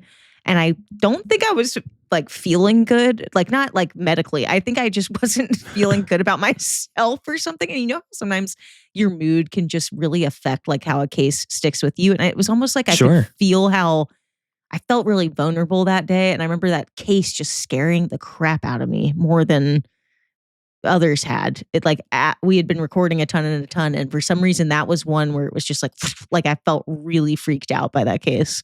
Was it the visuals that really like landed for you? Yeah. Did you even see visuals while I was telling the case, or was it after? I think, oh God, I do think you provided, because I remember it might not have been back in the day where we had like all of them like together. It might have been where you'd like drop a link to me and I'd open it. But I just so specifically remember the, mask with the hair coming out of it and everything. Ugh. And I think also you had sort of like teased that story up to me months prior, where you were like, oh my God, I can't wait until I can lead this case. But there was this one time where this like rotten smelling mask was found. I remember you telling me about it. And then the day that we recorded it, I was like, oh no, I don't feel good. It's kind of crazy to believe that story really happened. Because I think, if I'm remembering correctly, I think it was the 60s. But like, there are even some, believe it or not, there are even some listeners to the podcast from that Isle, the Isle of Jersey, who have written in and they've been like, it's insane that I've never, like, people don't talk about this. Like, I haven't heard about this. And it's like a piece of their history they don't want to talk about.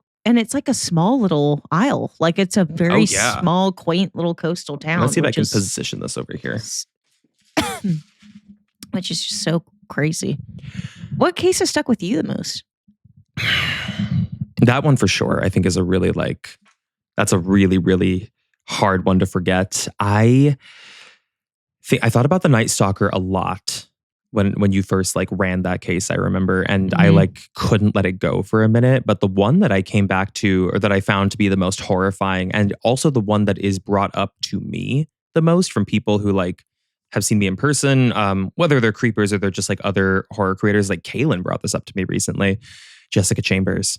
The girl who was walking, and she was basically, a car drove up and found a girl walking, burning alive.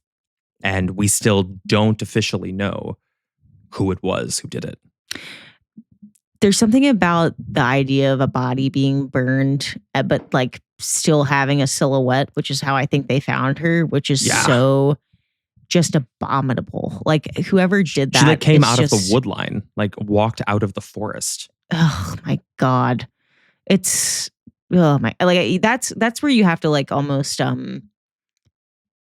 as you listen to it, like when you led the case, I was like, wait, is this real? Like, there's moments where I have sometimes where you're leading where I'm like, wait, is this a story or is this real? Even though they're all real. I'm just like, that's one of those things that's so unbelievable that you're like, those are the cases that will keep you up at night as a true crime creator. Because it's the ones that kind of repeat the pattern that we hear like pretty often. And then there's something like that just kind of like knocks the wind out of you. You've never heard anything like it before. You couldn't even imagine seeing something like it. Totally. I agree. Okay, let me see. Let me see here. Well, you're scrolling. I'll keep looking too. I was going to say, if I lock my phone one more time and have to give it my Face ID. Okay.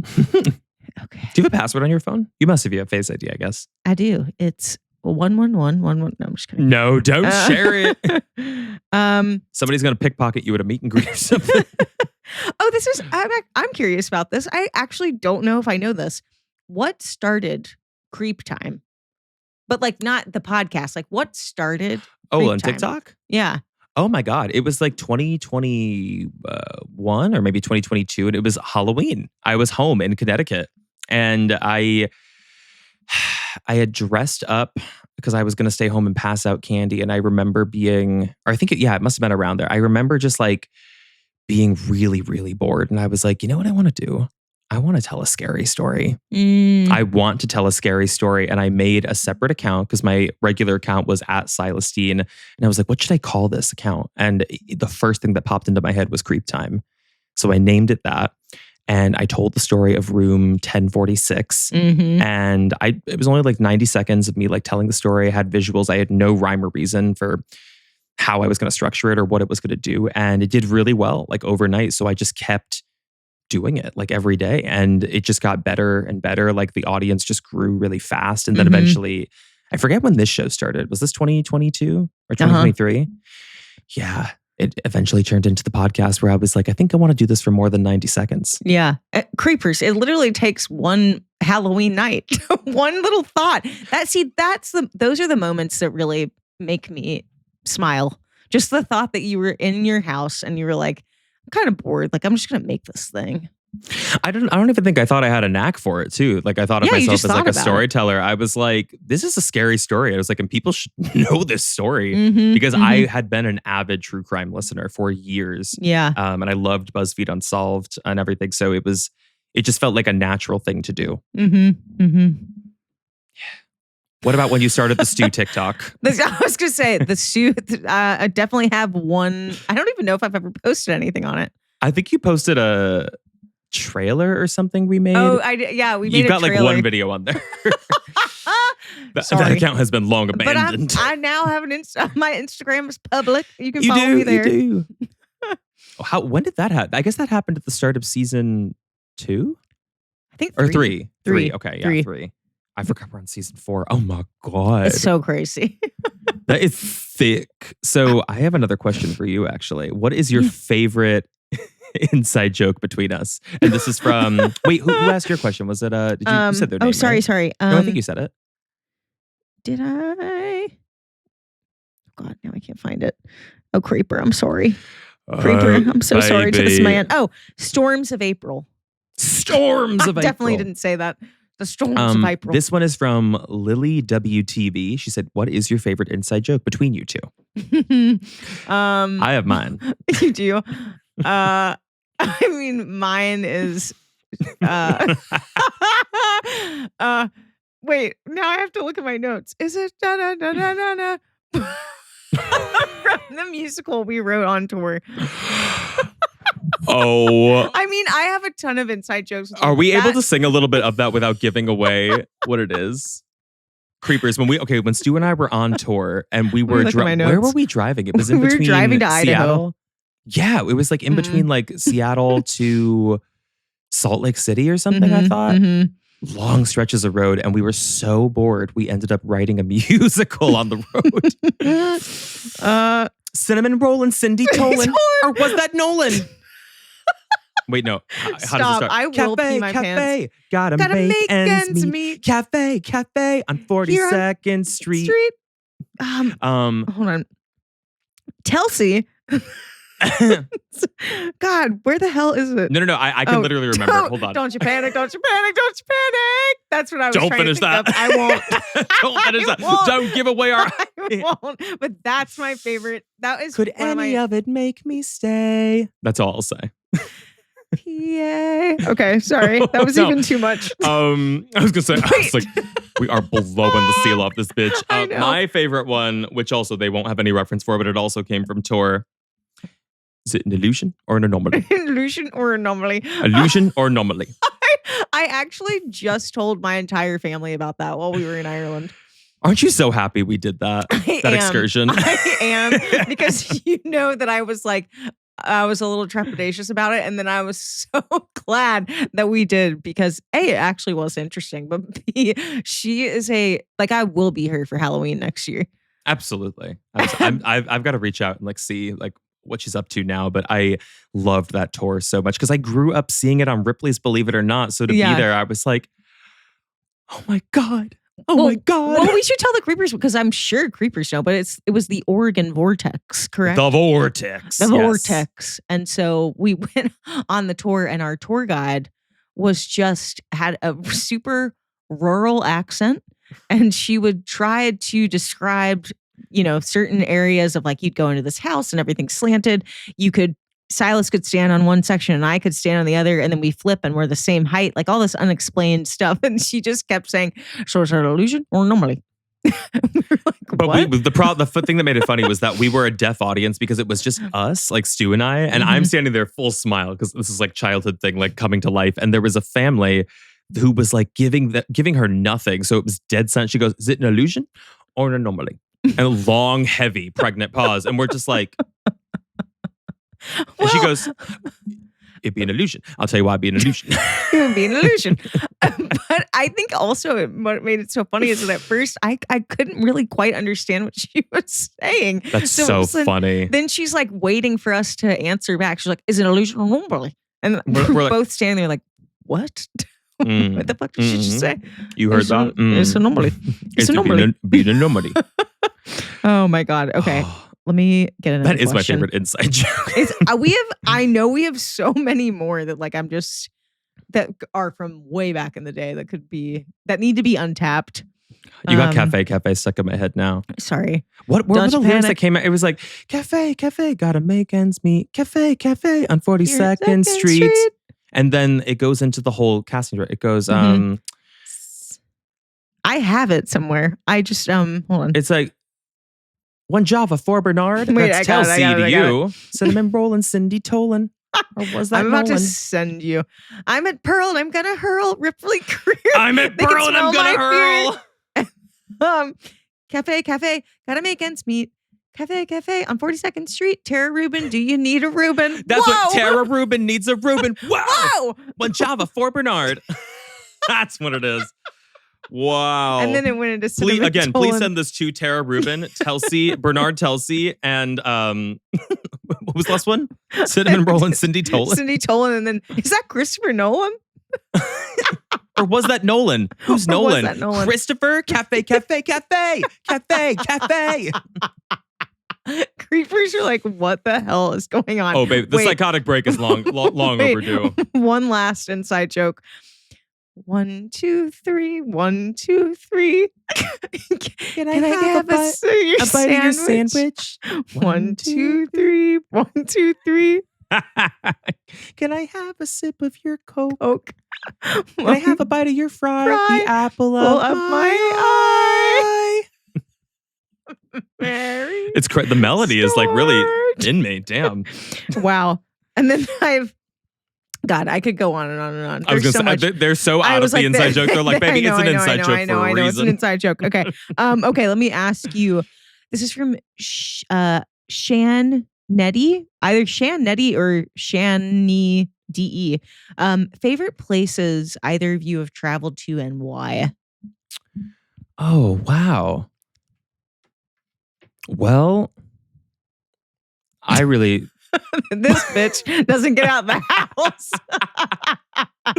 I was like, I don't know what you mean. I'm a well-traveled woman. I think Amsterdam was like one of the most beautiful places I went, Mm-hmm. like overseas, but also it's so like influenced by like my positive memory of that place, like beyond like the actual beauty. I will say, although like Rome, I don't know if I'd go back. Like it was enough. Being in the Vatican was the most jaw-dropping place I'd ever been. I couldn't even conceive of a building, a human-made structure that looked like that. That is so incredible. I think I had ego death in the Vatican. It was so massive. So, wow. Did you get like a tour or anything, or did you?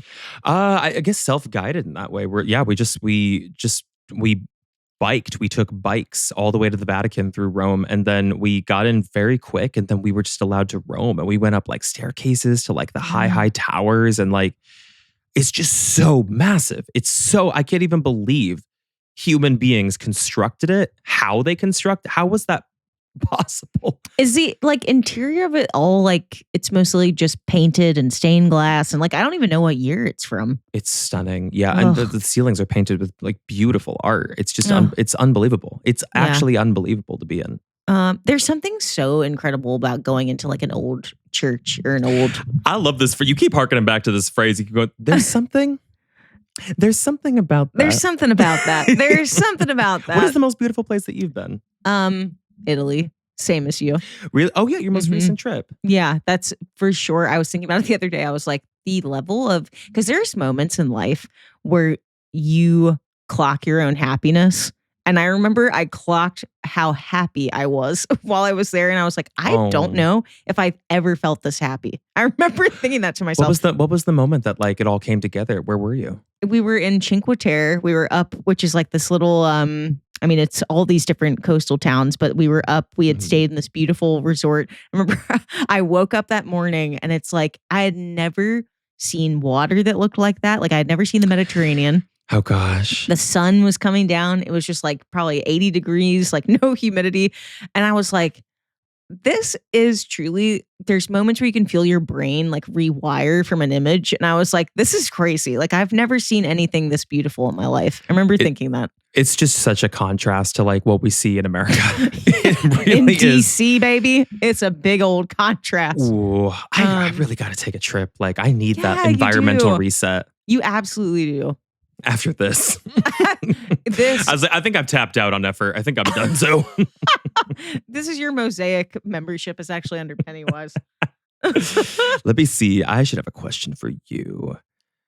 I guess I could ask you, what is your favorite costume that you have done this year? Because now we've done like what, 4 or 5 of them? Which one did you like the most? It was going to be this, but now it's kind of flopping. It's not flopping. It's normal just, wear and tear on makeup. She's Mama, fading. the chin. You were like, I love this paint. I'm like, cover that up with the mic. In a shocking turn of events, I think my Miss Scarlet or my Birds costume turned out to be my favorite. Oh, I love the Birds costume. I think the Birds might have been my number one and then Miss Scarlet. It's crazy you sewed things into that you were sewing. I find that to be wild. They promptly fell off. So, I mean, it was a botched Not for job. the episode. Not for the episode. It stayed for the episode and that's all that matters. Precisely. What was your favorite costume? I'm trying to...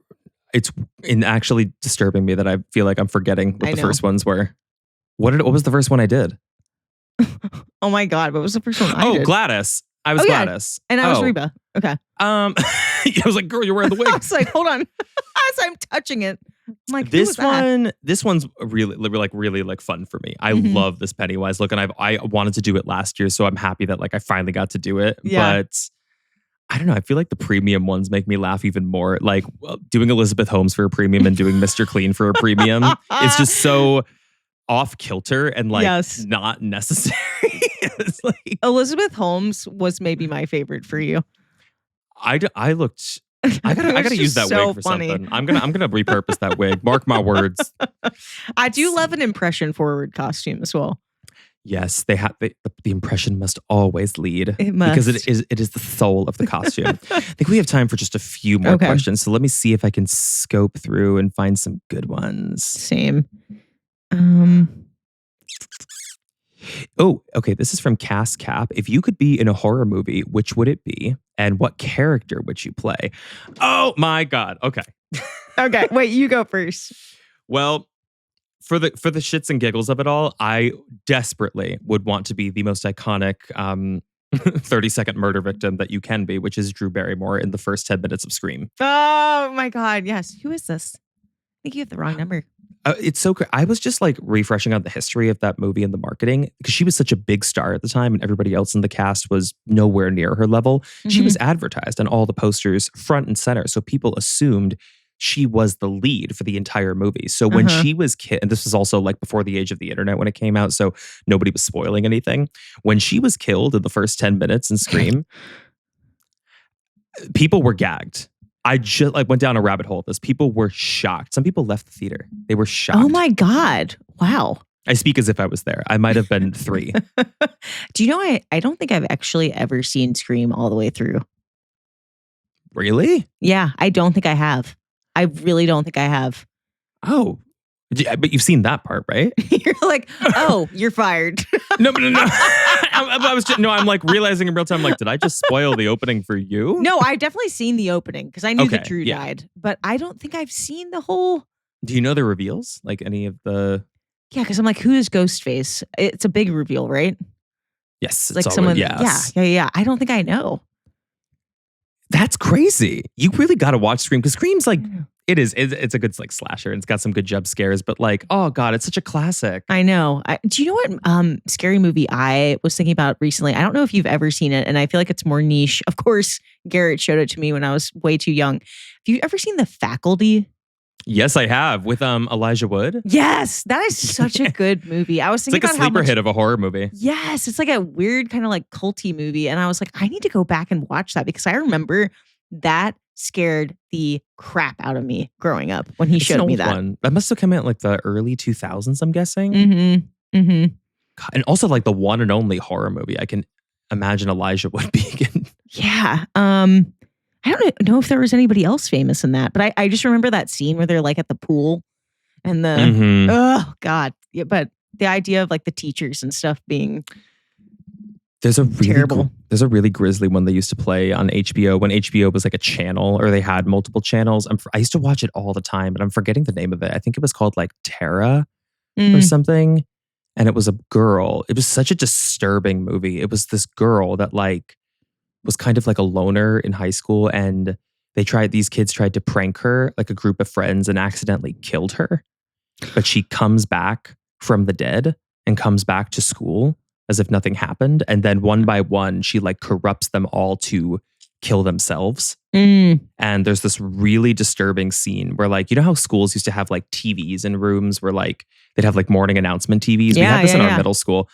there's like one kid who's in like the AV club and he gets on the TV and like has the door locked and he like cuts off his own tongue on camera in front of the whole school. It's a crazy horror movie. Oh, God, there really are some oldies that were, like you said, like a sleeper hit that are really freaking scary. Yeah, because they all use practical effects too, so it looks extra real and juicy. Yeah, he's like, hear no evil, and like cuts off his ear on camera. Then he goes, speak no evil, and then I think the last is like, see no evil, and he goes for the eye. My God, ew.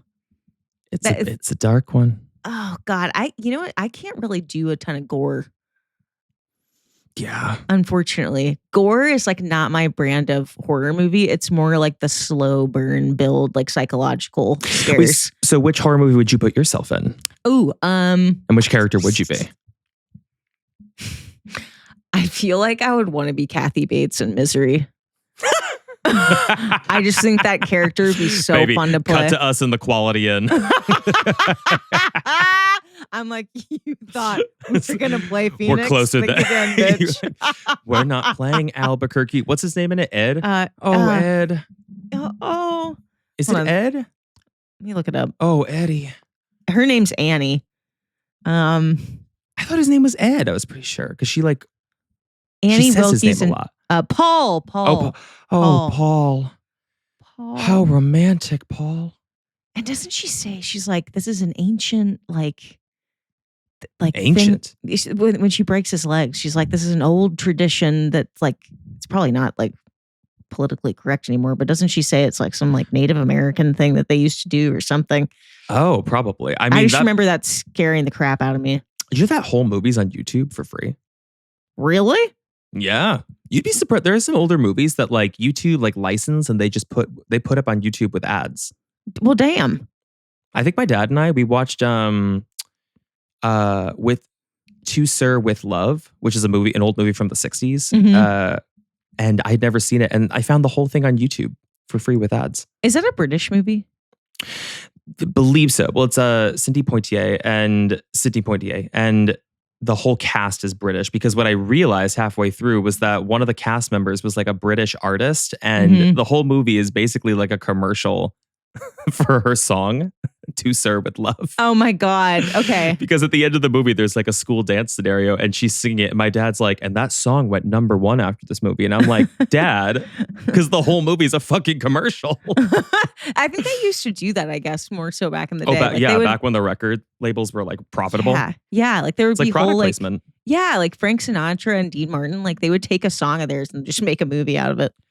That's so wild. But yeah, we watched it on YouTube. So you would be Annie.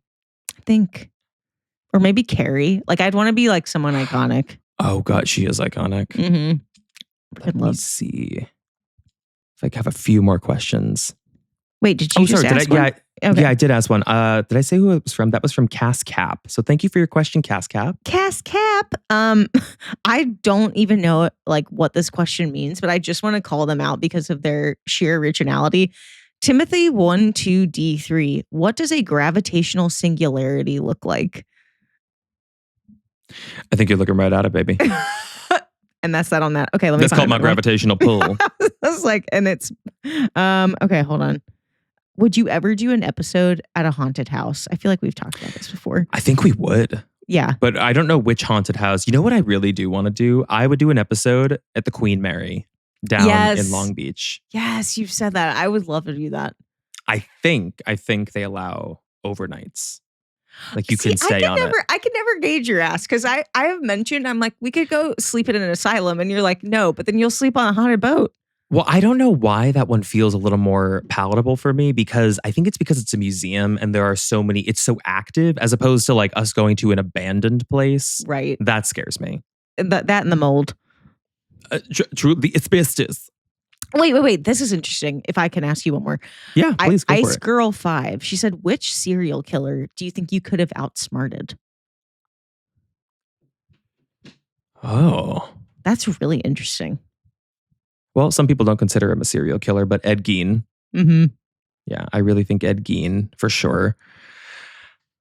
This is such an interesting one.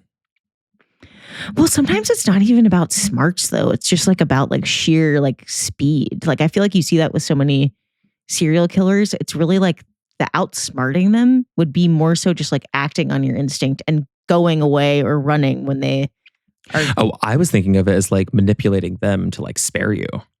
Well, I Like, think who- that who is do you what they're think asking. Oh, okay. But I also like sometimes I don't even think the killer is like thinking in that way. It's just I don't know. Actually, continue. You got to beat them at their own game. Yeah. Ed Keen was the first one that came to mind, but I'm trying to think of I actually really don't know because they're all so scary to me Mhm. that I don't think I would be. I can't fight, so I don't know what I would do. I can't fight. That's why I got the panic button, Mama. I think I could have maybe outsmarted BTK because I just think he was such a. I don't know. I think he was the one that was coming to my mind when I said the speed factor because I feel like he would linger out of fear and then he would have a moment where he'd like get his gumption up and then he'd kill the person while he was with them. And it's like those killers that I'm like, whereas like you look at a Night Stalker and there was no stopping him. He came it's like in animalistic. like a bat out of Yeah. hell. Yeah.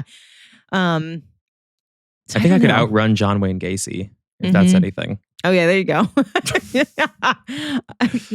He was pretty big, right? He was a Hefty? bowling ball. He was a big boy. Yeah, he was a big boy. John was a big boy. I was thinking because I was like, who are the serial killers who go after men? Because he was the first one that came to mind too. But I guess Dahmer is also in that category. I don't know because they're all so good at their own game, which is why they ended up doing what they did. So it's a scary thing to think about. I guess I never really thought about that question. Yeah, that is. When you just mentioned Dahmer, I'm like, I don't know if I could have outsmarted. That's so scary. Well, girl, he ain't going after you anyway. I know. He's for the boys. I know. Ugh. Oh, I have one from Jess Lee Mus. Best and Jesse worst. Mueller. Jesse Mueller. Thank you so much for coming to the pod today. Jesse Mueller. Big fan. Best and worst Halloween candy. Worst is candy corn. Miss me with all that. I could still do a candy corn. I could still I can only do 3 of them and then I'm good for another 364 days. But they're going to use the other one says teeth for Pennywise next year. It's called upcycling once again. Upcycling. Candy corn. A lot of people don't like candy corn. Actually, you know who asked me this off camera? We were so mad we didn't film it. It was Delta when I was on Delta work or Very Delta. And she was like, she had 3 quote unquote bad candies. And she was like, which one is the worst? And I said black licorice. Yeah. I know there are some people that love it. My mom loved black licorice. That's so funny. I don't understand the flavor profile. I don't either. I don't know if it's also maybe like a generational thing. Like there was a time where people just had more licorice. It was more of like a flavor. Yeah, that was candies more could have popular. been different. Actually, my mom had a really scary story. I think I told you this last year when she was a kid. She was an only child and my grandma would check her candy. Somebody, they never found out who, gave her a candy bar that they had put like sewing needles in. What? Yeah, this was like a big like epidemic back in the 60s and 70s. Oh my God. That's so scary. They had to inspect like she was really upset because they like had to throw out like all the candy and everything. But like I remember her telling me that when I was a kid because she was really adamant about checking our candy. And maybe that's why Very they do scary. the individual wrappers now. How could they even? Yeah, it was it was like really sinister. Like somebody had unwrapped a piece of candy, had put like little needles in it, and then had glued the wrapper closed, like that kind of thing. That's how she spotted it. Because my grandma, my Mimi, was like, something about this wrapper looks like funny. Oh my God, Like it's like tampered with. that's like the start of a horror movie too. That's really scary. Wait, so positive thing. What is the best candy? Yeah. though? The best candy. I love me a Reese's. Me Just love 'em. too. I It's- love a Reese's. Ugh, the bowl right now is staring at me because they have the bats and the pumpkins, which are just like extra peanut buttery. Oh yeah. Oh yeah. my God. They make them with caramel now too. And I'm like, that's called greed. This is greed. Glutton. This is gluttony. Gluttony. 7 deadly sins. Wait, this reminds me. I do want to do this helium bit. I got to get the scissors. Hold on. You ask and answer There's another actually question. helium. Okay. Let's see. I was like, baby, they're not floating from nothing. I didn't know. Okay. Bum, bum, bum, bum. From Alex Lillian. Would you ever climb into a ceiling vent if you were in a dire situation? I think I just came out of a ceiling vent in this costume, but yes, I would. I think I would climb into a ceiling vent. Hold on. I need my headphones. I'm killing time over here. Somebody asked me or you if we would ever climb into a ceiling vent in a dire situation. I said, pretty sure we just came out of one. We just dropped out of the sky. Oh God. I can't do small spaces like that. I think I could do it if it was dire. I could for sure. Well, what's dire? Okay, like if it's my life, then I guess I could. But like, somebody breaks into your house and the only place you can go is into a ceiling vent. Are you going? Girl, I'd cave straight through that ceiling. Like, okay. I'd land right on top of the killer. Right. How successful do you think I can be in trying to like get this open? Hold on. I'm like, are you gonna rip it? Rip it with those teeth? I think I'm gonna do a little poke right here. Wait, we have to decide what you're gonna. Oh yeah, give me something to say. What should I say? Or should I ask you a question right before you suck it? Yeah, do that. Okay. Wait, hold on. I gotta get it open let me first. make sure I find a good one. Hold on. Okay, I got a good one. Okay, I got it. This is great. Also, don't try this at home. CreepTime, the podcast, does not endorse sucking in helium. Okay. The question is, how do you find time for yourself with such a busy schedule? I'm really happy that you asked me that. I have so many things to say on this matter.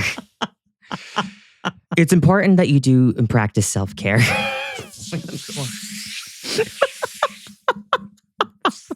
What kind of I like to go self-care, to the Penny? spa. The spa is very fun for me. That's making it so scary. What do you do for your self-care? Oh my God, I'm a tenor. Oh my God. Gotta Yeah, you find should have my sung. corner. Of the sky. Oh my God, I wish I had helium. What the hell? I'm like, I used to have like a little voice changer thing. I don't think I have it anymore. You know what I'm so excited about? This is totally off topic, but this Tell me. weekend for Charlie's Angels, we got actual walkie-talkies. And I'm like, That's fun. yeah, that'll And also be fun. practical. What if you guys get separated? Because we're going to go to a house party and like, it'll just be fun. If we're in different corners of the house, I'll be like, bitch, I'm talking to somebody crazy right now. Come find me. That's fun. Is a house party somebody you know in DC? Mm-hmm. Yeah. Fun. But their house is, because of course they live in a big house, which means it's not really in DC. It's like way out in Virginia. So good luck getting gotcha. home. I don't know how we're going to get home, but. Just Uber. If you guys are going together. Are they staying at your, well, they have hotels? Are they staying at your place? They're saying we're all three going to stay in a hotel. I guess I'll do like a little staycation, but. Cute. Yeah. God, I wish I had helium. Wait, so what do you do for your self-care? That's the question. Well, I think I do use those. I still have all those bath bombs you gave me, or the shower steamers. Really? I bought some for use myself those. too after I sent them. I like them too. I love those. The eucalyptus ones and the tea tree ones I love in particular. This is not a good time to do this, but since we're on the topic, you know, after that episode we were talking about red light therapy. Yeah. You know who sent me something? Who? SolarWave. They sent me a mask. Solo Wave, where's my mask? I'm like, I need it. I need it too. After this. I should. Oh, that's damn, I don't so have it like nice. handy because it's still in the box. But like, I have to post it to like this week sometime and like promote it. But I was like, oh my goodness. That is so, wait, like a full mask. Yes, the full Those are so mask. nice. And you know what's so funny and ironic because I didn't say what the brand was, but when I originally used the wand, when I started using red light therapy, and it was like $150 the wand. It was a SolarWave wand. So now I've got the legit thing, and I'm like, That's so nice. Also, my skincare journey begins today. it would also be hilarious if you put it on as Pennywise. I can't risk getting the heinous Yeah. makeup on it. But Oh like, my it just made me God. think of it from skincare because that is, or from like self-care. That is going to be.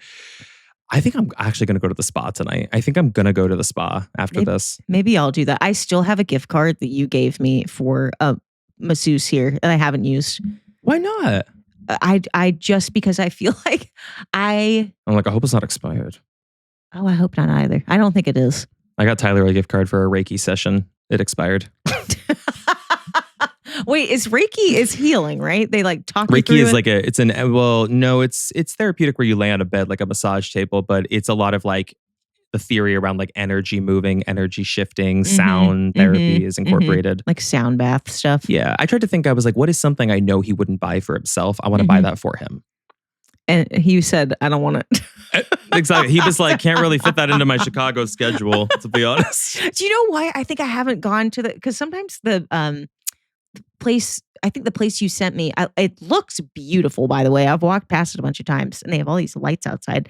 But That must have been a while ago. I'm trying to think when that gift card was. You gave it to me. That might have been season 2. I think you gave it to me for Christmas, actually. So I don't think it's expired. Oh, okay. Good. But I keep wanting to use it, and I feel like I tried to use it one time before, but I think I had to go late because we were recording or something if I was going to use it, and they were booked up. So I just got to find a time to go. That's those spa places and massage places are so hard. They're always booked. I know. I show up like this. They said, let's just connect. Oh my God. Okay. We're near the end. Let's do a couple more questions. Okay. Before the whole thing falls. Before it all falls. Let's see. I've got one handy here if you want it. This is from Spooky. Spook.y. What horror movie would you survive?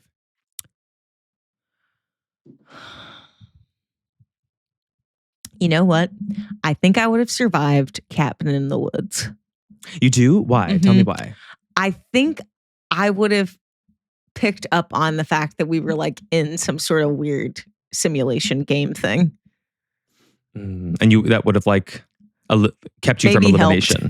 Yeah. Because then I would have like played into the fact that like I didn't know that. Like I just feel like I don't know. Something about that movie, I feel like I could have survived, or I would like to think I could have survived to the end. I also love that movie. I think it's so funny. Isn't there a video game for it? I kind of remember you telling me that, I thought. Or no, maybe what's the one that you played? 28 Days or something? Not 28 Days. No. It was, oh my God, it's going to kill me with Hayden Panettiere. What the hell was it? It's so good, Creepers. Hayden Panettiere horror game. Until Dawn. I bought it. Yeah, I bought it. Did you like it? Yeah, I did. I mean, I took a break from it because I went back into like my Red Dead Redemption shit where I'm an outlaw. Which also could have been a costume. Oh my God, I should have been an outlaw. Oh my God. Next year. Have they ever done a Red Dead VR? There might be something. It's definitely not Red Dead branded, but there might be like an outlaw, like a cowboy type VR. Yeah, where you're like horseback or something. You got that like would be really cool. A pistol. That would be cool. So you would survive Cabin in the Woods. And what would you survive? I always thought I would survive Halloween because Michael Myers doesn't run, he walks. And I'm not exactly like Usain Bolt over here, but like I could certainly move my ass if someone's chasing me with a knife. Do they ever disclose why he doesn't run or why he moves so slowly? I think it's scarier. Yeah, it's like the confidence in him knowing he's going to get you. So maybe he still would get me. Have you seen all of the Halloweens? Pretty much, I think so. I don't think I've seen the newer ones like Halloween Ends or whatever. Or maybe I did. I forget. There's so many of them. I know. I was just thinking to myself, like, I actually don't know how many there are. Probably tons and tons and tons. There was actually, because the mask in the first one was like a Will Shatner Halloween mask that was painted white and the eyes were cut out. And then that became like a legal issue because they didn't have the rights to like his likeness or something. Jamie Lee Curtis has a whole thing about this. So then in the later movies, like the mask was such a problem because they were trying to recreate something that's like the original mask, but doesn't infringe on like, I don't know, whatever the likeness or the copyright issue with that is. So they shot with a certain mask for Halloween H2O, and then the production company rejected it. And they said the mask isn't scary enough. And they had to reshoot like 10 or 20 days worth of work. Oh my God. And there's another one too with, oh God, who is it? The guy who plays like, I guess he's like the detective he's like a detective in several movies. He forgot that he was like wearing a hat in one of the takes, like his own personal cap, and nobody on production, everybody was so tired. The director too, nobody noticed it. And they finished the entire day's worth of work. And he was wearing like a baseball cap and they had to reshoot the whole thing. Oh my God. I do love like lore like that though about movies. Me too. Like, there's something about that with like Psycho. right? I think Do you there's know about lots. this? Yeah, there's lots of stuff with Psycho, and they touched on some stuff in like the Ed Gein series too, right? Oh, really? I thought so, or just like the original inspirations. But what's the stuff of Psycho that you know? There's a famous shot, and I think it's maybe where Christian Bale's being interrogated by, is it a detective? Oh, American Psycho. Oh yeah, sorry, American Psycho. Oh, I was like, that's not Norman Bates. Sorry, so sorry. Okay. And he's being interrogated by the detective, and I think, God, I'm forgetting what the lore is. It's like there was some weird, maybe a mistake made in it or something. Hold on, let me look this up because any American Psycho fans will know what I'm talking about. Scene mishap. Let's see. I don't know if this is going to bring it up. The interrogation scene. Okay, hold on. Mm-hmm. Oh God, now I'm on Facebook. Okay. We've gone to the dark side. Oh, okay. Supposedly, Willem Dafoe was supposed to do the scene 3 different ways. 1, where Campbell knew that Pat was innocent. 2, where Campbell suspected Pat was guilty. 3, where Campbell knew that for sure that Pat was guilty. And the 3 different deliveries were cut and spliced together. So that's why there's so many mixed signals during the interview and interrogation. Is this true? Hasn't been confirmed. That's the rumor I'm thinking about.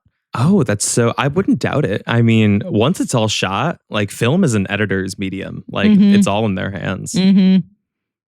Do you think you would ever similar. want to like have done filmmaking as like a career? Be a director? Uh-huh.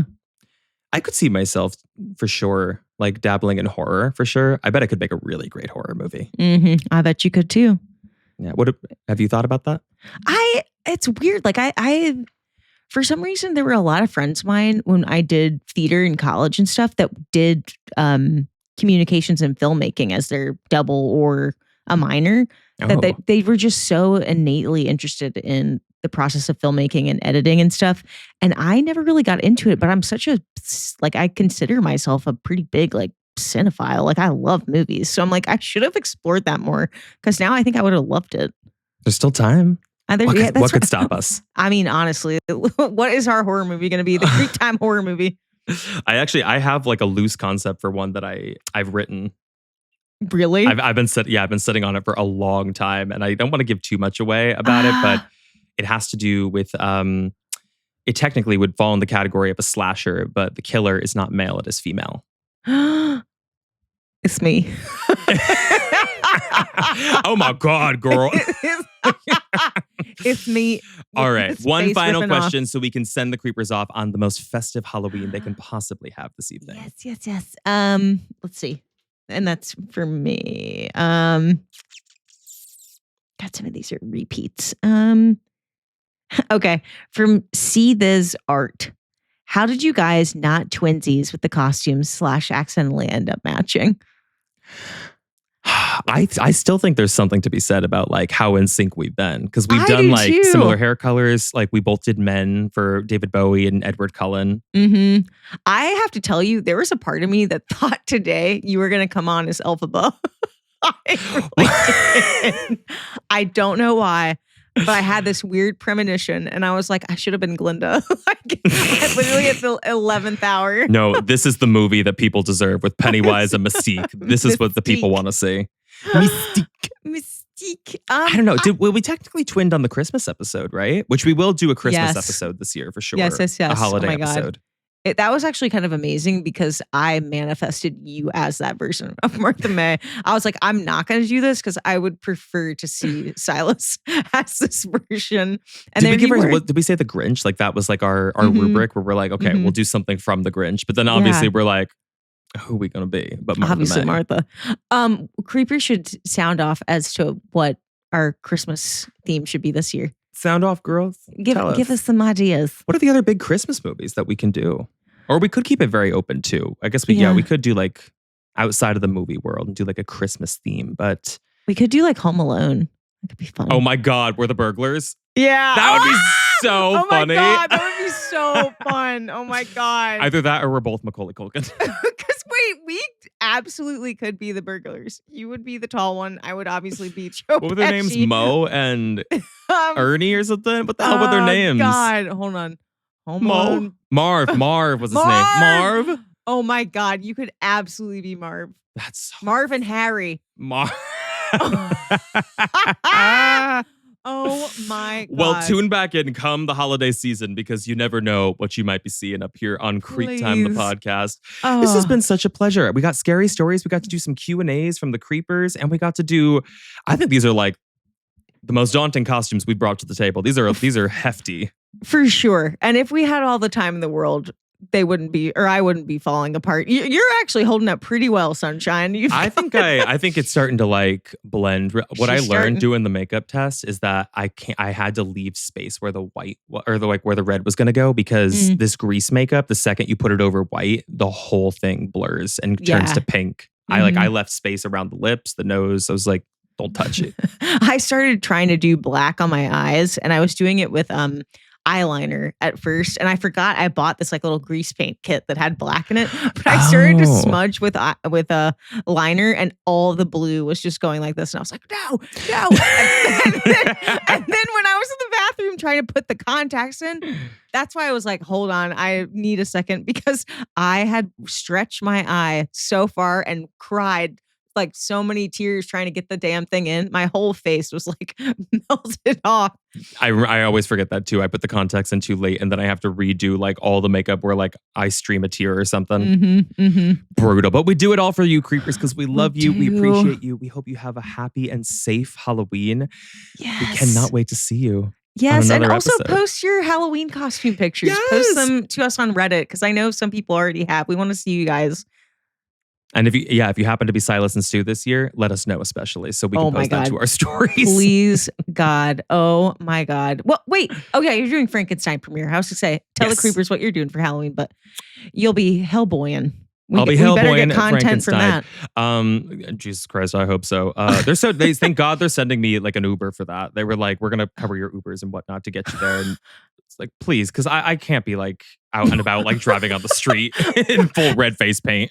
Do you think they tell the Uber driver, like, hey, just so you know, you're picking up Hellboy? No, but it is Halloween night. Like, oh, that's true. That's true. They'd be hard pressed to find somebody in LA who's not giving come a on now. something saucy. Come on now. And you're doing that house party, right? I'm doing that. That'll be, I think that's on Saturday. Oh, Kinda so weird, Friday night, you're just... Friday, I think we're bopping. I don't know what we're going to do. I think I'm going to be David Bowie again, though, but not the Labyrinth. Just be like, oh my God, regular Bowie. You could low-key use this wig for Bowie, too. I think that's what I was going to do. My friend Andrea said that. She was like, just use that for Bowie. I was like, okay. Oh, Dre's coming? Yeah. Oh, yeah, duh. That's my other friend that you've, of course, met. She's coming. Oh my God, I'm so excited for you. Okay, well, Yeah, creepers, thank you again for tuning in. This has been such a treat for us this Halloween season, like getting to do all these costumes for you. We are so grateful for everybody who has watched the show. Again, if you have not seen the visual episodes, come on over and make an account for free on Spotify so you can watch CreepTime, the podcast, for free. But until our next episode, where we are back to our normal selves, we will just say goodbye. And good luck, y'all. Have a great Halloween.